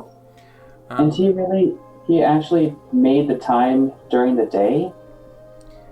Yes, during the day even. He came wrapped in some pretty thick cowling. By the way, Smokey, you can make a history check if you don't recall exactly. I mean, I'm pretty sure it's just I've played multiple campaigns. That's fine. I'm pretty sure it was one of the original elves that was taught by a dragon, and that was what I learned, I think. But I will do a history check just to be safe. That is only 16. That is absolutely correct. Yeah. You notice that the flourish and the style of the spell was elvish in nature, and the signature would be closely associated with that. And you did eventually learn that the book that you returned, which was now being kept in the vaults of the Brass Dragons, belonged to Dragon the Black. Mm. So it's a pretty easy connect the dots. I mean, you could try. I mean, Valindra, I know you don't know for sure if he's your patron, but I mean, could it possibly be that this is just a big misunderstanding? And we could just, say we're getting to it as far as that spell. I mean, he didn't mention anything. If he really is trying to bring this lich back, he didn't mention anything about Valindra's rod or anything about a finger bone or anything. So, I mean, he seems to only have one piece of the puzzle, or even be aware of one piece of the puzzle. I did mention to him at one point the name of my patron to sort of see if that would turn him off to the book, but stating that my patron had already laid claim to it, but it didn't seem to bother him as much as I would have liked. He recognized the name, but it seemed like he wanted it for whoever he's serving. If we were working towards the same person, then I don't think he would still be after it. Well, if it's the person who created the spell, it stands to reason that it's either Draken the Black or else one of the elves. And I mean, elves live a long time, but I mean, that'd have to be an elf from back when magic was first taught to the humanoids, and that'd be X amount of years. How long would that be, DM? Well, you can do a bit of reverse math, as we all know. You know that it's been 100+ years since the Reckoning, and that was when this kind of sundering happened to the world. Prior to that, the era of the dragons lasted for millennia. So, in essence, the oldest elf could have easily been around during the Age of the Dragons, and the youngest elf would have had to have been at least and for an elf to kind of be privy to any of that, they would have to be at least over 150 years. But elves can live millennia in this world. They can live up to 1,000 years. Okay, so they wouldn't be alive since the beginning of the Golden Age when the dragons taught. No. If it was at the peak of the Golden Age, most of those elves have died by now. Okay. But those that were a little bit afterwards, when they started to see the drain and the magic was beginning to wane, yes, those would still be alive. Okay. I mean, he knows. I feel like he's seen a lot of our tricks at this point, the vampire. Yeah. He hasn't seen the smoke bottle arrow yet. That's about the only thing we have on him that he hasn't seen yet. Never seen Valindra. Well, he may have, but it was during the heat of the moment when he was getting electrocuted, caught in and out with her weird magic. She hit one place and then another. I did teleport Rook away at our first encounter because Rook had the book. Yes, right in front of him. That won't fly. I feel I could probably, so long as he didn't want to examine it too closely, pass off a fake as the actual spell. I would need you to create something convincing. Well, as I take out my book, I'll flip to the correct page, and as you guys saw previously, I can make the entire book or just parts of the book invisible, but I flip to like a blank section. I will make that invisible, and I'm going to try and tear out that page, the blank invisible page. What happens? Once you detach the page from the book, it begins to rematerialize, and the invisibility disappears. No, that's too bad. Well, seeing as this is primarily a hostage rescue, we want to go in, surprise him, shock and awe him, and then if Rook's friend is there, then we get the hell out, get that person out of Dodge, and then finish the vampire off. I could, in earnest, booby trap a fake page. Mm-hmm. So then when you hand over said page to this nefarious creature, it could hurt him, and then that would be the signal to strike and do the whole get in there, get the person out, and then kill the vampire for good. Otherwise, we're going to be pounded by this creature. That could be a useful thing. Do you have a way to specify targets? Yes, I can create something to designate an individual to trigger a trap. Can you hold Turn Undead as the booby trap? I'm kind of thinking of a specific spell, but I don't know if I can actually do that. DM? When you hold an action, you can hold it for 6 seconds, and then it goes. And you use the spell slot. Yeah. I think she meant like imbue the sigil with Turn Undead. Yeah. Well, I was thinking of Glyph of Warding, which could be useful. I inscribe a glyph that harms other creatures. I don't know if we have the money. It takes 200 gold worth of diamond. I can cover that. Anyway, Rook, did he actually ever say that he would bring your friend to the warehouse? That's the only way he'd get this from me. I made that very clear. Well, I could always set off Turn Undead once I'm released from the water skin that I will be hidden in. Okay. If I already know preemptively to do it. I feel like it's really dangerous to take this guy on by himself, but it's even worse if he's with that association you're talking about, Rook, and he has allies. I mean, do we have any allies in the city that we can call on? We have a favor from the current matron. We do. Do you think she'd be able to help in this situation? I'm quite I think sure. she'd be able to. I question whether she'd be willing to, even if with owing a favor. Well, if it's in her city, then most likely she would definitely do so. It is a vampire, after all. So I think she could probably spare one of her escorts or one of her male warrior types to come in and help us. Or female. Or female, whichever, not gender specific. Or female. Thanks, Smokey. Yeah. I think Farkesh was specifically thinking about her 2 mates that were left and right of her. Yeah. Well, I mean, But it's really wrong to assume their gender of her mates, I suppose. I don't know. I feel like if he's really wanting Rook alone, though, is calling in this favor, I mean, it's probably going to be pretty noticeable if she helps out. Not necessarily. These dragons are very good at illusion magics. I mean, we can always try, I guess, but I don't even know if we can get an audience with her this late. Or we can Probably most not. definitely try this ourselves and save the favor for when we really need it. We've bested him twice. He's fled. We can determine a decent enough plan to get him to stay and or remain and then deal with him for good. Like, I could animate the stakes to stake him to the ground, and then I bring out some sunlight to burn him to ashes. All right. Well, let's start with this. So tonight, I could make a copy of the spell. Do we want to have a copy for me to have to keep in any event, whether this other copy gets taken or not? Is that something, Belinda? Is that something you have feelings about? I I don't really want anyone to have this. Honestly. So, I mean, if we could maybe mismark one letter. I mean, spells are very touchy, right? So even if you misspell one word, it won't work.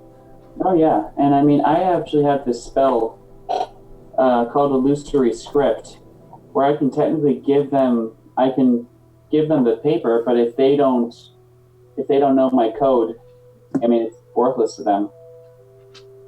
I mean, eventually, it's possible they find someone who can crack it, but it'll definitely slow them down.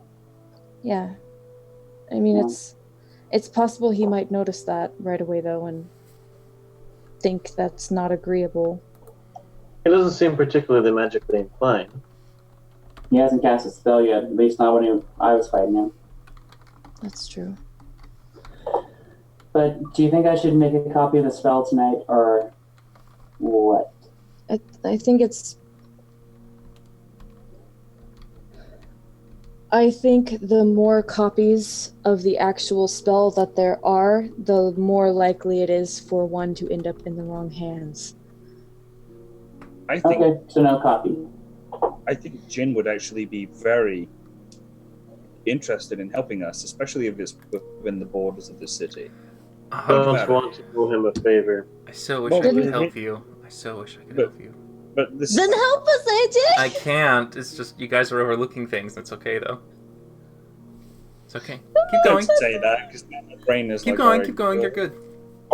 Like, if reputation is everything to these dragon houses, then if Jin was presented with the opportunity to kill a vampire that's doing some nefarious work within the city, it will bolster his house. But to think of it, didn't you say that your temple hates the undead, Blendrin? Could they be My- persuaded to come along or send someone to do something about this? I think I've called in enough favors that my my so-called temple will let me. I mean, all clerics take offense to the undead. This is But- fair. Yeah, I don't think that they're gonna help us. They're not particularly keen on me. Yes, but an anonymous tip may do something. I mean, But that would also kind of blow it open, because if we give an anonymous tip, we can't coordinate with them, so it's no good. Yeah, and I don't know about telling Jin, because that'll kind of involve me telling them that I copied a thing out of the book. I mean, Bad book. do you think he's in the warehouse now?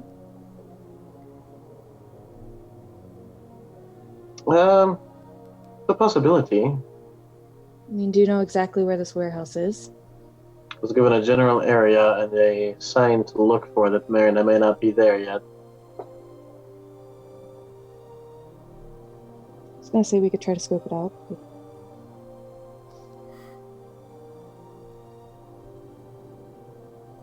I think we could do that. if we get noticed, though, it might compromise everything. As I said, I don't even know if that symbol will be there yet. I'd rather not risk it on that alone. Not at a very specific location.